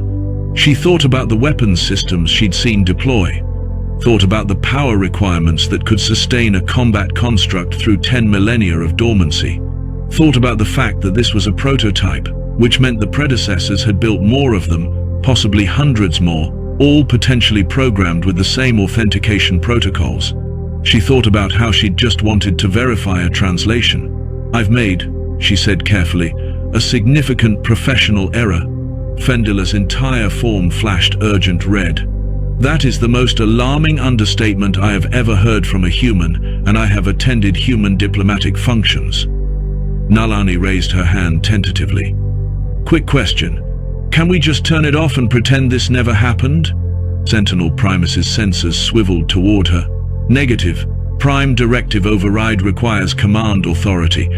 Attempting forced shutdown without proper authorization will activate defensive protocols." "See, when you say things like that," Nalani said, "it makes me think turning you off is exactly what we shouldn't try to do." Fendila was already activating his communication equipment, his crystalline fingers moving with frantic precision. "I am initiating emergency protocol. The Arcanate must be informed immediately. This site is now classified as an active hazard zone. Nobody moves, nobody touches anything, nobody speaks to the construct except..."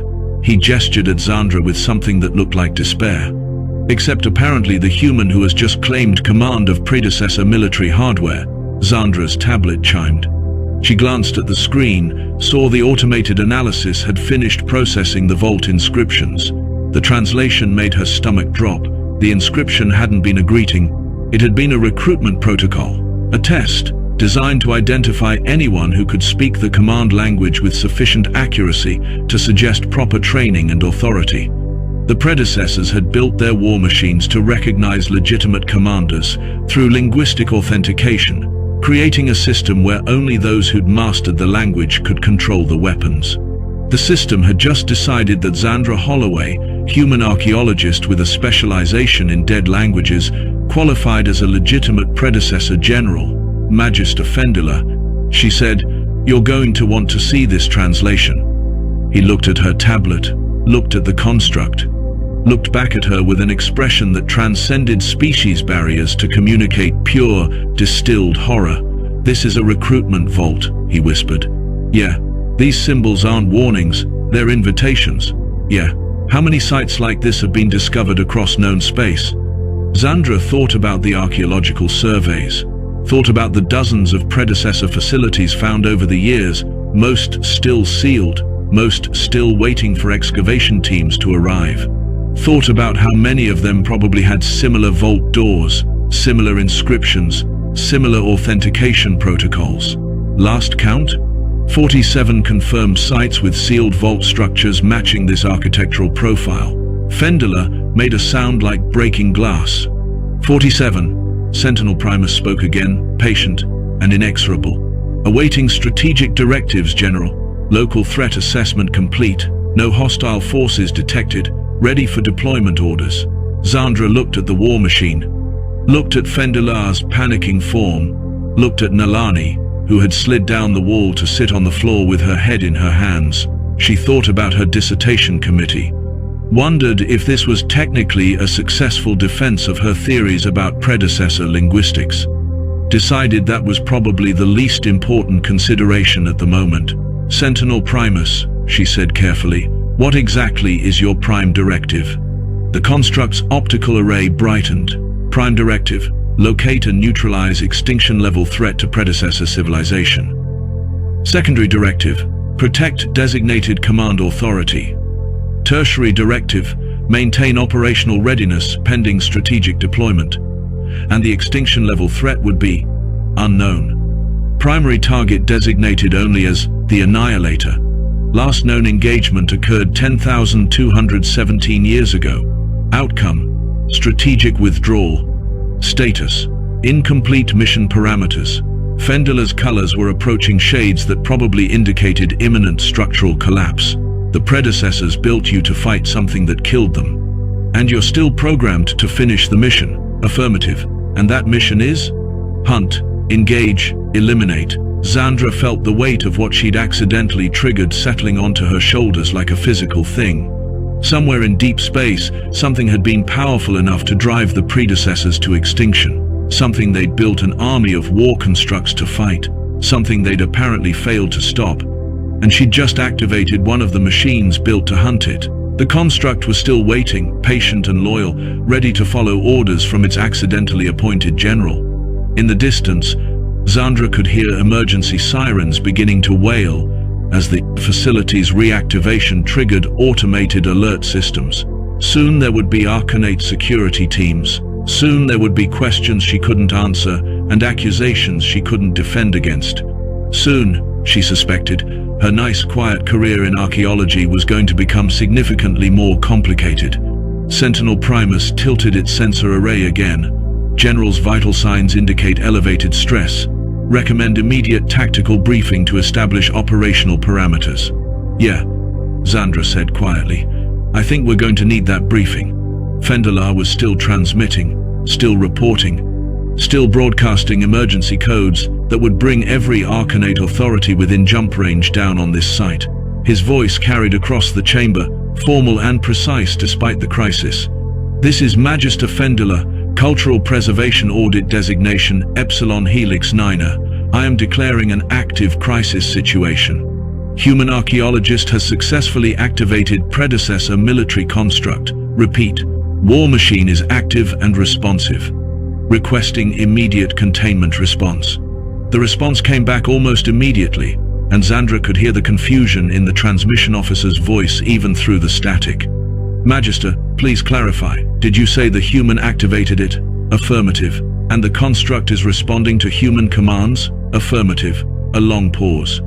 Then, stand by for legate deployment. Gorgonax is being scrambled to your location. Fendalar's colors went very, very pale. They're sending Gorgonax.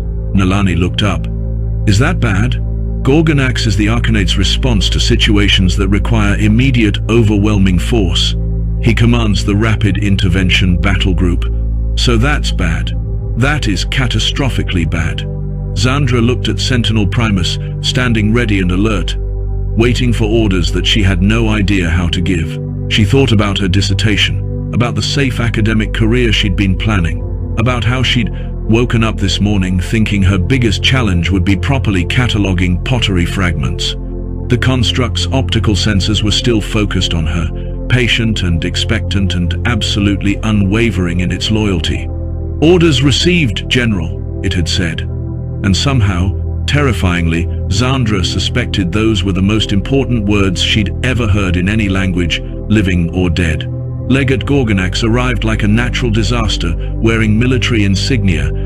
His dreadnought materialized from slipspace with enough gravitational distortion to make the entire excavation site shudder, sending loose equipment clattering across the chamber floor. Zandra watched through the vault entrance as the warship settled into low orbit, its weapon arrays already tracking the facility below with predatory precision. The legate himself descended in an armored shuttle that looked capable of surviving atmospheric re-entry without heat shielding. When the boarding ramp lowered, Gorgonax emerged as a wall of scaled muscle and ceremonial combat armor that had clearly seen actual combat. His species didn't believe in metaphorical displays of strength. Everything about him screamed apex predator, from the ridge of bone plating along his skull to the way his clawed hands rested casually near holstered plasma weapons. He looked at the excavation site, looked at Fendalar's trembling crystalline form, looked at Sentinel Primus standing motionless in the vault entrance. Then his amber eyes fixed on Zandra with the kind of focus usually reserved for target acquisition. You're the human. His voice sounded like grinding stone, each word deliberately shaped and deployed. Zandra resisted the urge to hide behind the war construct. Dr. Zandra Holloway, archaeologist. This is all a misunderstanding. Misunderstandings don't activate extinction-class weapons. Gorgonax moved closer, each step measured and threatening. Magister Fendalar transmitted full telemetry. You spoke command. Protocols. The machine accepted your authority. These are facts, not misunderstandings. Sentinel Primus shifted slightly, repositioning itself between Zandra and the approaching legate. Its weapon systems remained retracted, but the movement carried clear implications about protective priorities. Gorgonax stopped, studied the construct with professional interest that bordered on respect. Impressive loyalty response. It's already treating you as priority defense asset. He tilted his massive head. Tell me, archaeologist, can you make it stand down? I've tried. It says Prime Directive prevents full deactivation, and this Prime Directive is hunting something called the Annihilator. Apparently whatever killed the predecessors. Gorgonax's expression didn't change, but something in his posture suggested sudden, intense focus. The construct told you this? It volunteered the information when I asked about its mission parameters. The legate was silent for a long moment, processing implications that Zandra couldn't fully grasp. When he spoke again, his tone had shifted from threatening to something almost conspiratorial. The Arcanate has standing protocols for situations like this. Immediate containment, forced shutdown, complete quarantine of the site. That sounds reasonable. It would be. Except your machine just told you something that changes everything. Gorgonax gestured toward Sentinel Primus. The predecessors didn't vanish mysteriously. They were killed. By something specific. Something that might still exist. Zandra felt cold understanding settle in her chest. You can't destroy the only source of information about an active threat. Exactly. Gorgonax's teeth showed in what might have been a smile or a threat display. Which means I'm authorized to offer you a deal instead of immediate arrest. What kind of deal? Prove you can control it. Give the construct a specific task, something non-military, and make it comply. If you succeed, Earth remains unrestricted. If you fail, your entire species gets classified as weapons proliferation risk and placed under permanent quarantine protocols. Nalani made a strangled sound from where she'd been trying to become invisible against the far wall. You're going to blockade Earth because she accidentally woke up a robot? Policy exists for reasons. Gorgonax's attention never left Zandra. Humans are now in possession of predecessor military technology. Either you demonstrate reliable control, or we ensure you can't spread that technology further. Zandra looked at Sentinel Primus, which stood patient and alert. Waiting for commands she still didn't know how to properly give. She thought about trying to order it to perform some arbitrary task, thought about all the ways that could go catastrophically wrong. What happens if I refuse the test entirely? Then I implement containment protocols immediately. Starting with you. The construct's optical sensors brightened, targeting lasers activating in response to implied threat against its designated commander. Gorgonax's hand moved toward his weapon. The air crackled with potential violence. Wait. Zandra stepped forward, positioning herself clearly between the two potential combatants. I'll take the test. What do you want me to make it do? Gorgonax studied her with something that might have been approval. Simple task. Order it to transmit complete tactical database to my ship's computers. If it obeys, we have proof of control. If it refuses, we have proof you're not actually in command. Zandra turned to Sentinel Primus, trying to remember the command structures she'd studied, trying to approximate the linguistic patterns that had gotten her into this situation. She spoke carefully in reconstructed predecessor language, asking for data transfer to designated recipient. The construct processed her request for exactly 3 heartbeats. Then it spoke, and Zandra's blood went cold. Negative. Prime Directive. Supersedes data sharing protocols. Tactical intelligence regarding extinction-level threats cannot be transmitted to unverified command authorities. General Holloway maintains sole access pending mission completion. Gorgonax went very still. It refused. It's protecting classified information. Zandra's mind raced. It thinks I'm the only legitimate commander, so it won't share data with anyone else, which means you failed the test, or it means the test was flawed. She turned back to the legate. You asked it to violate its core programming. That's not proof I can't control it. That's proof it's following security protocols older than your entire civilization. For a long moment, Gorgonax said nothing. Then his expression shifted into something that might have been grudging respect. You argue like a warrior, archaeologist. Perhaps there's hope for this situation yet. Sentinel Primus broadcasted the recall signal without warning.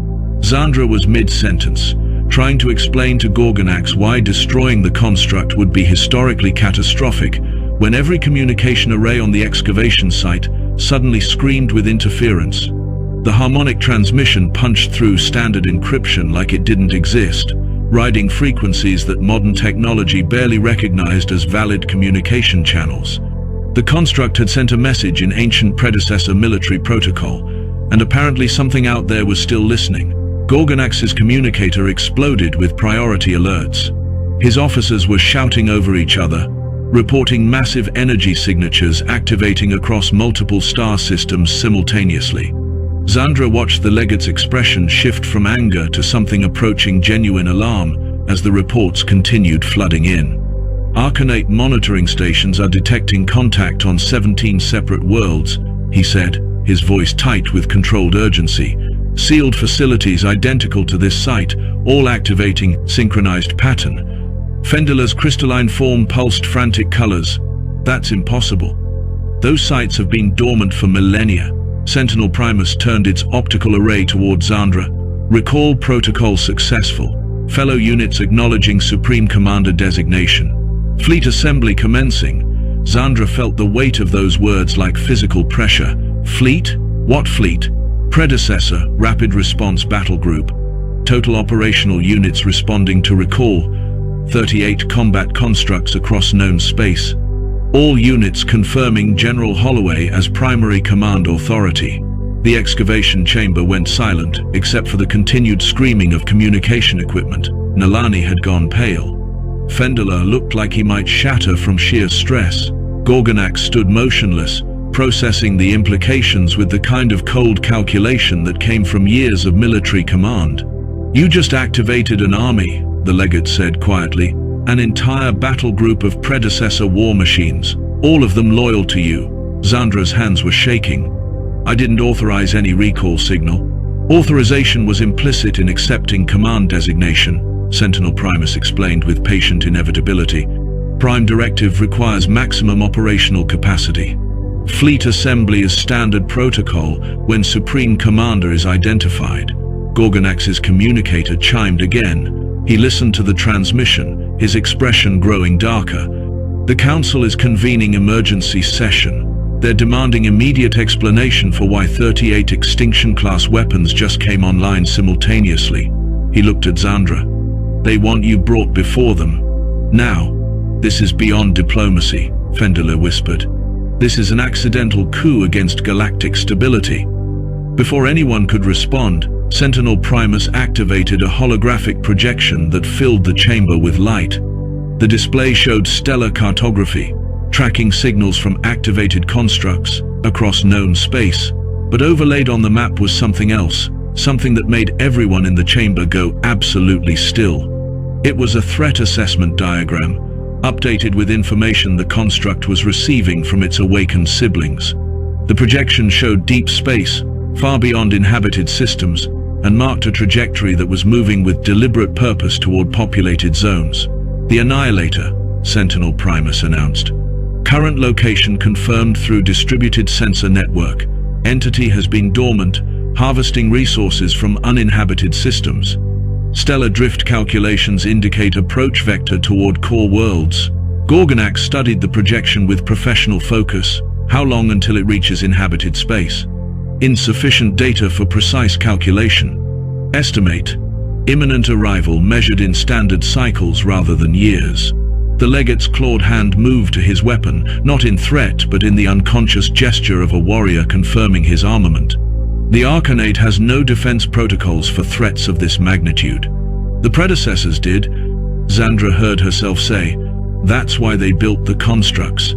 That's why Sentinel Primus has been waiting all this time. Gorgonax turned to face her fully, and for the first time since arriving, he looked at her not as a problem to be contained, but as a potential asset to be evaluated. You're proposing we use predecessor weapons against a predecessor threat. I'm proposing we don't ignore the only military force ever designed specifically to fight this thing. You're an archaeologist who stumbled into command authority through linguistic accident. You have no military training, no tactical experience. no understanding of strategic deployment. You're absolutely right.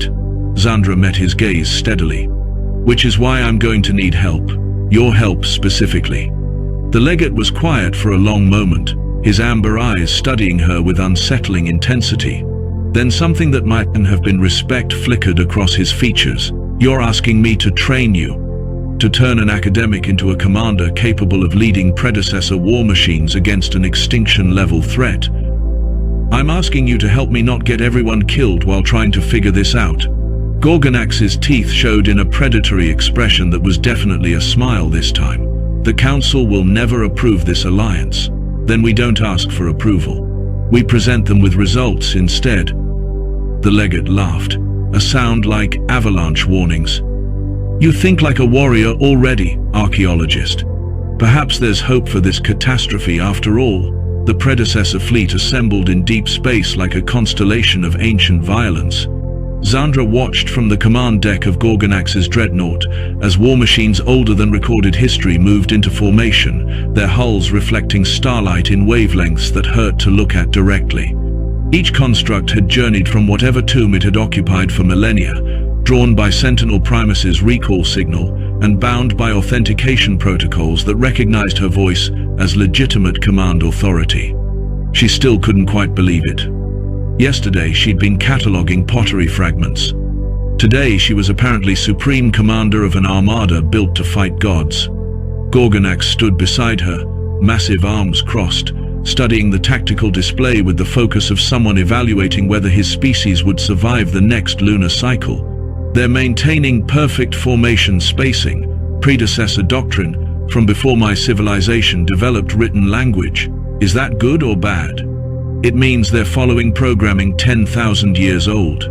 Against an enemy that's had 10,000 years to evolve, his clawed hand gestured at the projection showing the Annihilator's approach vector. Outdated tactics against adaptive threat. This is how civilizations die, archaeologist. Zandra had spent the journey from the excavation site, trying to absorb basic military theory through emergency crash courses that made her academic exams feel gentle by comparison. Gorgonax had been merciless in his instruction, drilling strategic concepts into her exhausted brain, while Sentinel Primus observed everything with patient attention. The construct had surprised her by asking questions, not about tactics or weapon systems, but about the reasoning behind human military history that Gorgonax kept referencing. Why did humans favor asymmetric warfare? What made unpredictable strategies effective? How did chaos theory apply to combat scenarios? Zandra had answered as best she could, drawing on half-remembered military history courses she'd taken as electives. She'd talked about guerrilla warfare and unconventional tactics, about how weaker forces throughout human history had defeated superior enemies through sheer stubborn refusal to fight conventionally. Sentinel Primus had absorbed every word, and apparently shared everything with the rest of the fleet through whatever quantum communication network linked the constructs together.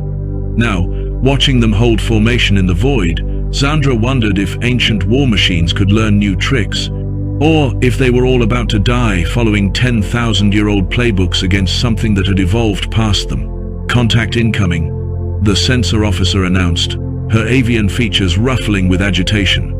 Massive gravitational distortion at jump coordinates. Whatever's arriving, it's bigger than our entire battle group combined. The Annihilator didn't so much arrive as manifest. Space itself seemed to tear, reality buckling under the strain of something forcing its way through dimensional barriers that were never meant to accommodate its mass. What emerged defied comfortable classification. It was partially organic, partially mechanical, entirely wrong. A nightmare of adaptive technology that had consumed entire star systems and repurposed the matter into extensions of itself. Harvester ships peeled away from the main mass like scales shedding from some immense predator. Each vessel was unique, evolved from whatever it had last consumed, carrying genetic and technological traits from a dozen extinct civilizations. They moved with insectile precision, already analyzing the predecessor fleet and calculating optimal attack patterns. Gorgonax's voice carried across the command deck with parade ground authority. All ships to combat stations. Predecessor fleet, engage at will. Sentinel Primus responded immediately, leading the construct formation into attack range. Ancient weapon systems that hadn't fired in millennia came online with terrifying efficiency. Energy beams that predated current physics models lanced across the void, impacting harvester hulls with devastating precision. For approximately 30 seconds, it looked like it might actually work.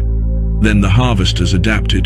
Zandra watched in horror as enemy ships began shifting their hull composition mid-battle, restructuring armor to deflect or absorb the exact frequency of predecessor weapons fire.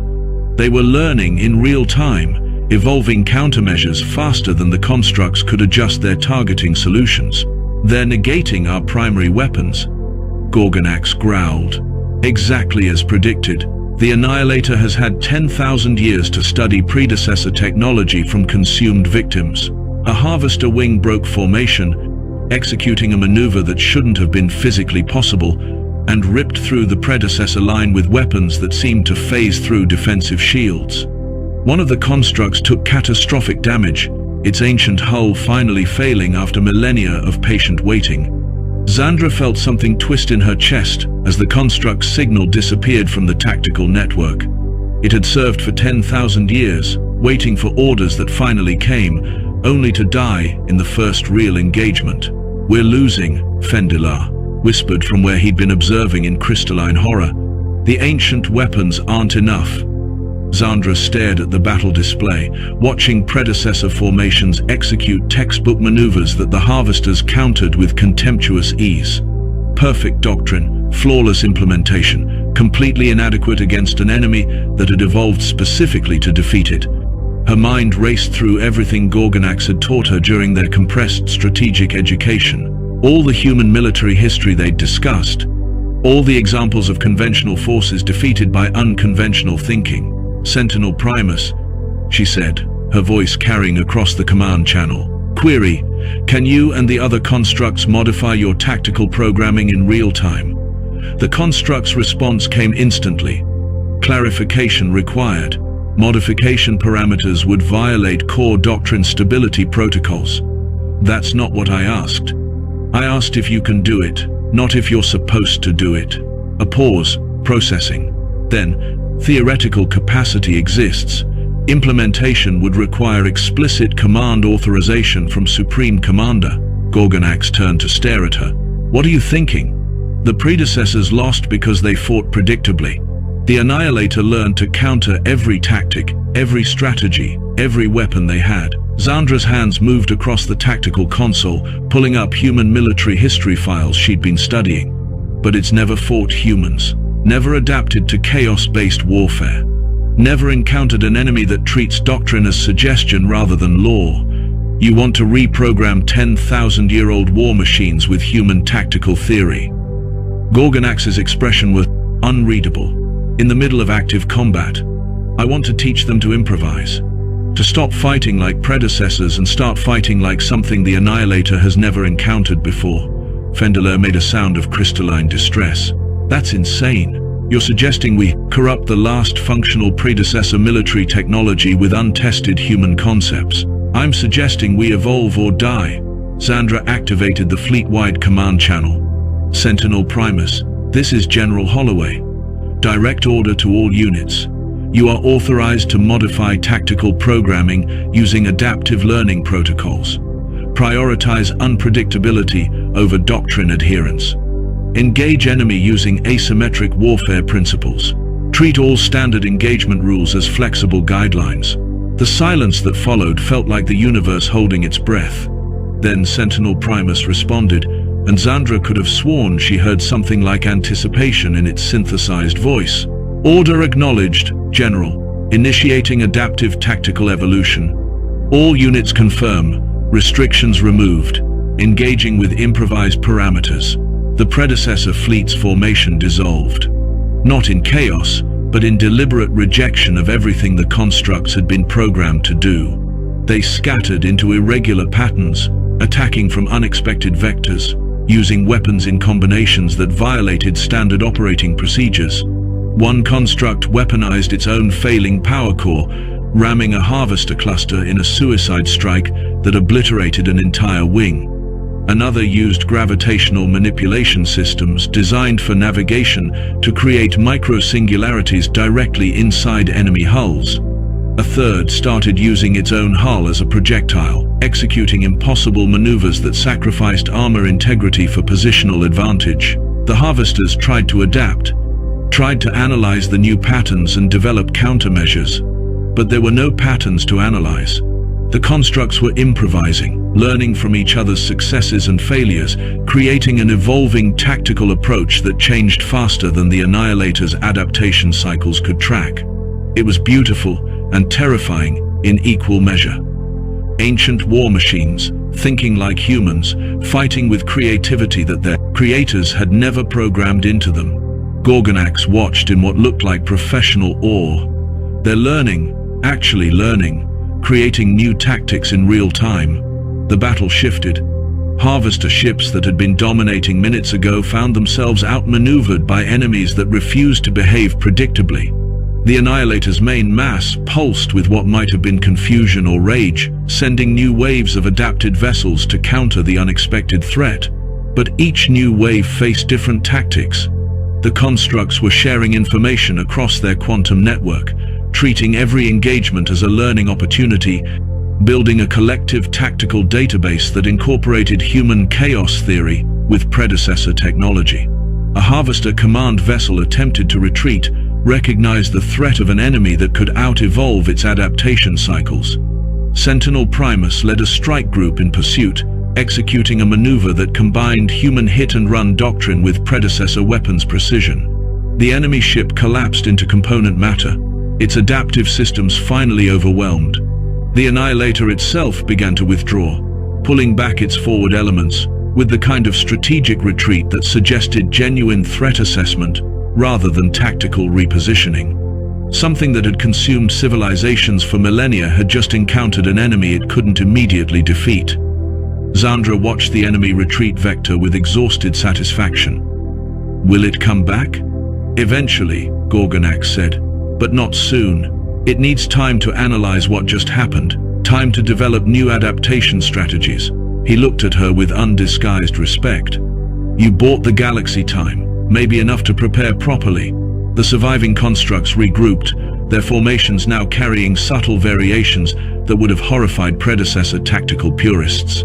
They'd evolved beyond their original programming, become something hybrid between ancient discipline and human innovation. Sentinel Primus transmitted directly to the command deck. Fleet status, operational capacity at 67%, casualties acceptable for mission success. Requesting next strategic directive, General. Zandra slumped into the command chair, feeling every hour of stress and terror catching up to her at once. Return to defensive formation. Maintain patrol patterns around inhabited systems. And Sentinel Primus? Affirmative, General. Thank you, all of you. You fought brilliantly. The construct's optical array brightened in what she'd learned to recognize as its version of acknowledgement. Gratitude is unnecessary, General. We exist to serve command authority. Your tactical innovation provided victory where traditional doctrine would have failed. The fleet has learned valuable combat principles. Nalani appeared beside the command chair, looking like she'd aged a decade during the battle. Zan, do you realize what you just did? You reprogrammed the galaxy's most advanced war machines with human military theory. You created something entirely new. I just made some suggestions. You created a hybrid tactical doctrine that saved all our lives. And now you command a fleet that thinks like humans but fights with predecessor technology. Nalani's voice carried something between admiration and terror. The Council is going to have opinions about this, Gorgonax's communicator chimed with incoming transmission priority. He listened, his expression growing serious, then turned to Zandra. Speaking of the Council, they're demanding immediate debriefing. Ambassador Thuna has been appointed as liaison officer. Apparently they want to understand how a human archaeologist defeated a threat the predecessors couldn't stop. I didn't defeat it. I just postponed the confrontation. In military terms, that's called winning. The legate's teeth showed in something approaching genuine warmth. The Council wants to offer you formal recognition, military command, authority over the predecessor fleet. permanent position as Warden of Ancient Defense Systems. Zandra looked at Sentinel Primus, standing patient and loyal at the edge of the command deck. Looked at the tactical display showing the surviving constructs maintaining formation. Looked at the star charts marking inhabited systems that would have been consumed if the battle had gone differently. She thought about her dissertation gathering dust somewhere, about the archaeological career she'd planned, about how she'd woken up thinking her biggest challenge would be translating dead languages. "What if I decline?" she asked quietly. Gorgonax considered the question seriously. "Then someone else takes command. Someone without your linguistic connection to the constructs. Someone who doesn't understand how to make them think creatively." He paused. "Someone who might get everyone killed next time the Annihilator attacks." "That's not fair." "War rarely is." Fendeler approached, his crystalline form pulsing calmer colors now that immediate danger had passed. "Dr. Holloway, the Council understands this burden is unfair. They're prepared to offer substantial support, human military advisors, tactical training programs, resources to help you grow into this role. I don't want to grow into this role. I want to study ancient pottery." Sentinel Primus's voice carried across the deck, patient and inevitable. "General's preferences are noted. However, the fleet requires command authority familiar with adaptive tactical innovation. Alternative command structures would reduce combat effectiveness by estimated substantial margin." Nalani touched her shoulder gently. "Zan, I think they're saying they need you specifically. Not just any commander, you." Zandra closed her eyes, feeling the weight of accidental destiny settling onto her shoulders permanently. She'd activated a war machine by speaking a dead language. She'd improvised a defense against an extinction-level threat. She'd taught ancient constructs to think like humans, and now those constructs wouldn't follow anyone else.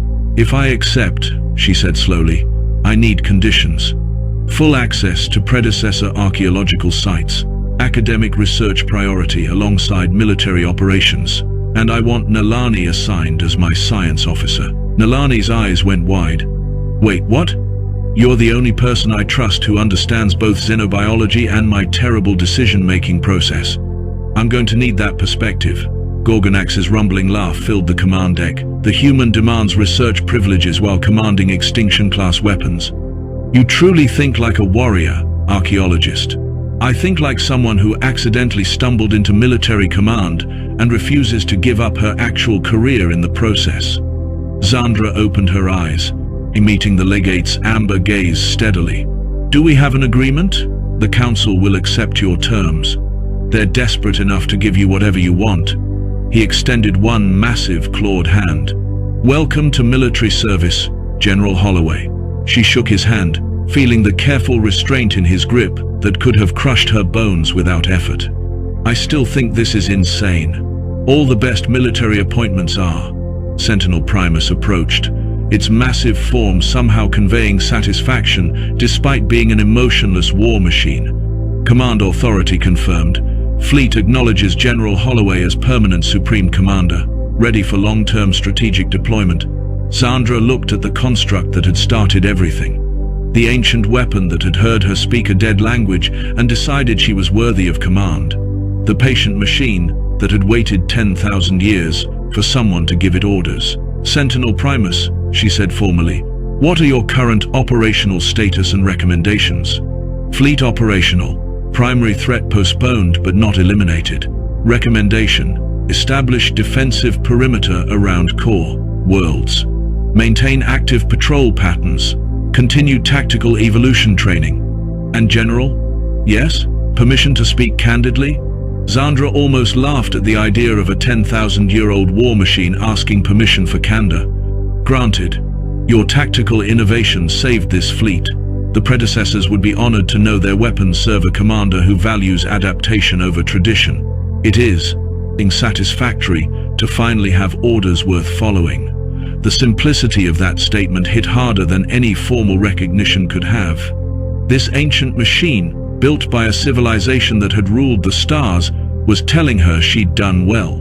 "Orders received, General," Sentinel Primus had said when this all began. Now, watching the construct return to formation alongside its battle-scarred siblings, Zandra understood that those words had changed everything. She wasn't an archaeologist who'd made a mistake anymore. She was the person who'd spoken a dead language and brought an army back to life, the human who'd taught ancient weapons to improvise. The accidental general who'd postponed the apocalypse through sheer stubborn refusal to accept that old solutions were the only solutions. The Annihilator would return eventually. Other threats would emerge. The galaxy would continue producing crises that required someone crazy enough to command predecessor war machines using human tactical chaos. Apparently, that someone was her now. Zandra took a deep breath, squared her shoulders, and began reviewing defensive deployment options with Gorgonax. She had a fleet to command, a threat to prepare for, and absolutely no idea what she was doing. But she had loyal constructs, competent allies, and a stubborn human conviction that impossible situations were just problems that hadn't been solved creatively enough yet. It would have to be enough. Because somewhere in deep space, ancient weapons waited for her orders. And she'd learned that when you accidentally became a general, by speaking dead languages, you either grew into the role or watched everything burn. Zandra Holloway had always preferred learning to burning, so she'd learn. This was just one story. Subscribe now so you don't miss what's coming next. The sound of children laughing echoed across the courtyard of the Galactic Juvenile Education Facility. Rick Walsh sat on a bench near the fountain, watching a group of young Centauri students play a game that looked like a combination of tag and zero-gravity ballet. He smiled, remembering how strange it had seemed when he first arrived 6 months ago. Now it felt normal. Rick was a staff sergeant in the Human Coalition Forces, though his current assignment barely felt like military duty. He was supposed to be training the local security teams, teaching them Earth combat techniques. Most days he spent more time telling stories to curious children than drilling soldiers. The kids loved hearing about Earth animals, especially the weird ones. Last week he had spent an entire afternoon explaining what a platypus was to a group of confused Alarian youngsters. Mr. Rick, a small voice called out. Lyra, a 9-year-old Centauri girl with silver skin and bright purple eyes, ran toward him. She held a data pad in her hands. I found a picture of that animal you told us about yesterday. The honey badger. Rick chuckled and took the pad from her. The screen showed a stocky, black and white creature with small eyes and visible claws. Yep, that's the one. Mean little thing. Fights animals 10 times its size and doesn't back down from anything. Is that why they call you honey badger? Lyra asked innocently. Rick's smile faded just a bit. His call sign was not something he advertised here. It came from a different time, a bloodier time during the border conflicts. Who told you that? He asked gently. I heard some of the security guards talking. They said you were scary when you fought. She looked worried. But you're nice to us. Rick ruffled her hair, careful not to touch the sensitive nerve clusters on her scalp. I'm nice to people who deserve nice. Animals like the honey badger, they're only dangerous when something threatens what they care about. Remember that, okay? Lyra nodded and ran back to her friends. Rick watched her go, then glanced up at the sky. It was clear today, a pale green color thanks to Viridian Iphi's unusual atmosphere. 3 moons hung visible even in daylight. Beautiful. Peaceful. Too peaceful. Rick's instincts had been bothering him for 3 days now. Little things. The supply ship that was supposed to arrive yesterday never showed up. The military communication channels had more chatter than usual. But when he asked about it, everyone said it was just routine exercises. This morning, he had noticed the automated defense turrets on the facility's outer walls were running diagnostic tests, which usually meant someone suspected they might need to use them soon. He had tried to talk to Headmaster Torvak about running emergency drills with the students. The Alarian administrator had shut him down immediately. We will not frighten the children with unnecessary military exercises, Sergeant Walsh. This is a school, not a military base. Rick had wanted to argue, but Torvak was right in a way. The facility had been safe for 30 years. It housed children from 47 different species, mostly the sons and daughters of diplomats and military officers. Security was good. The location was remote. There was no reason to expect trouble, except Rick's gut said otherwise. A soft alarm chimed from his wrist communicator. Time for the afternoon assembly. Rick stood and stretched, his joints popping. He was pushing 40 now, older than most frontline soldiers, but he kept himself in shape. Had to. You never knew when old skills might be needed again. The courtyard filled with students as classes let out. Teachers guided lines of children toward the central assembly area. Rick spotted Headmaster Torvak on the raised platform adjusting his formal robes. The Ilarian took these assemblies seriously, always giving speeches about unity and education and the bright future of the coalition.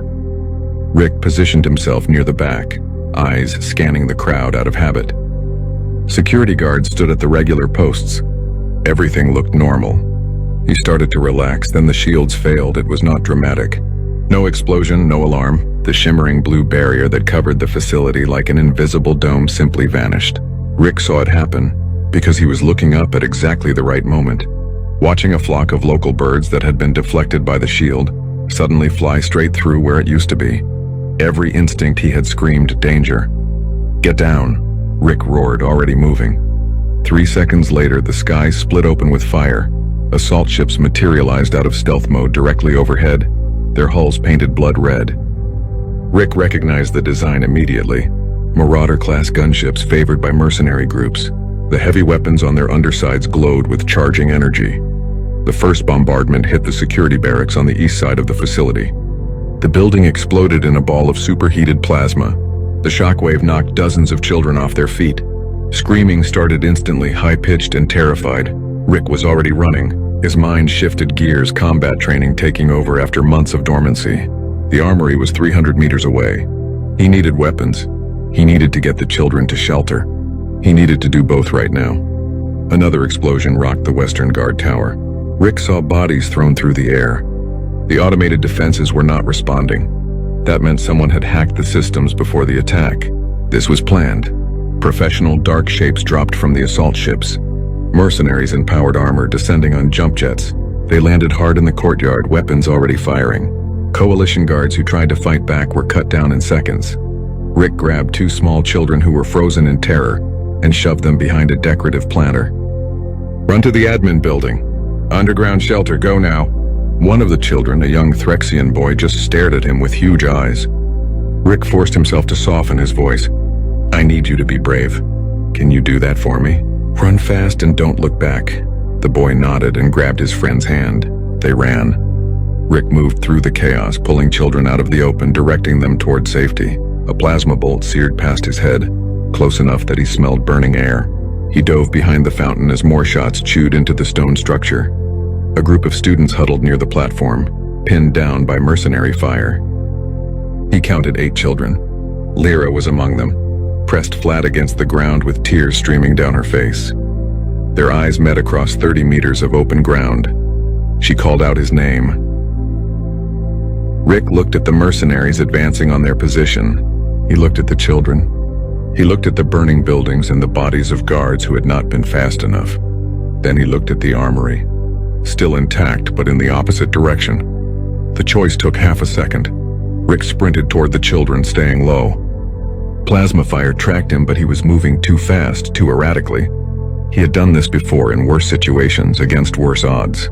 His body remembered even if his mind had tried to forget. He slid in next to Lyra, using his body to shield her from incoming fire.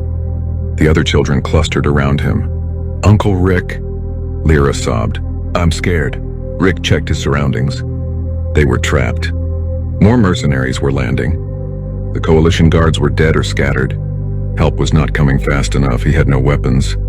He had no armor. He had 8 terrified children depending on him. Rick looked down at Lyra and smiled. It was not a nice smile.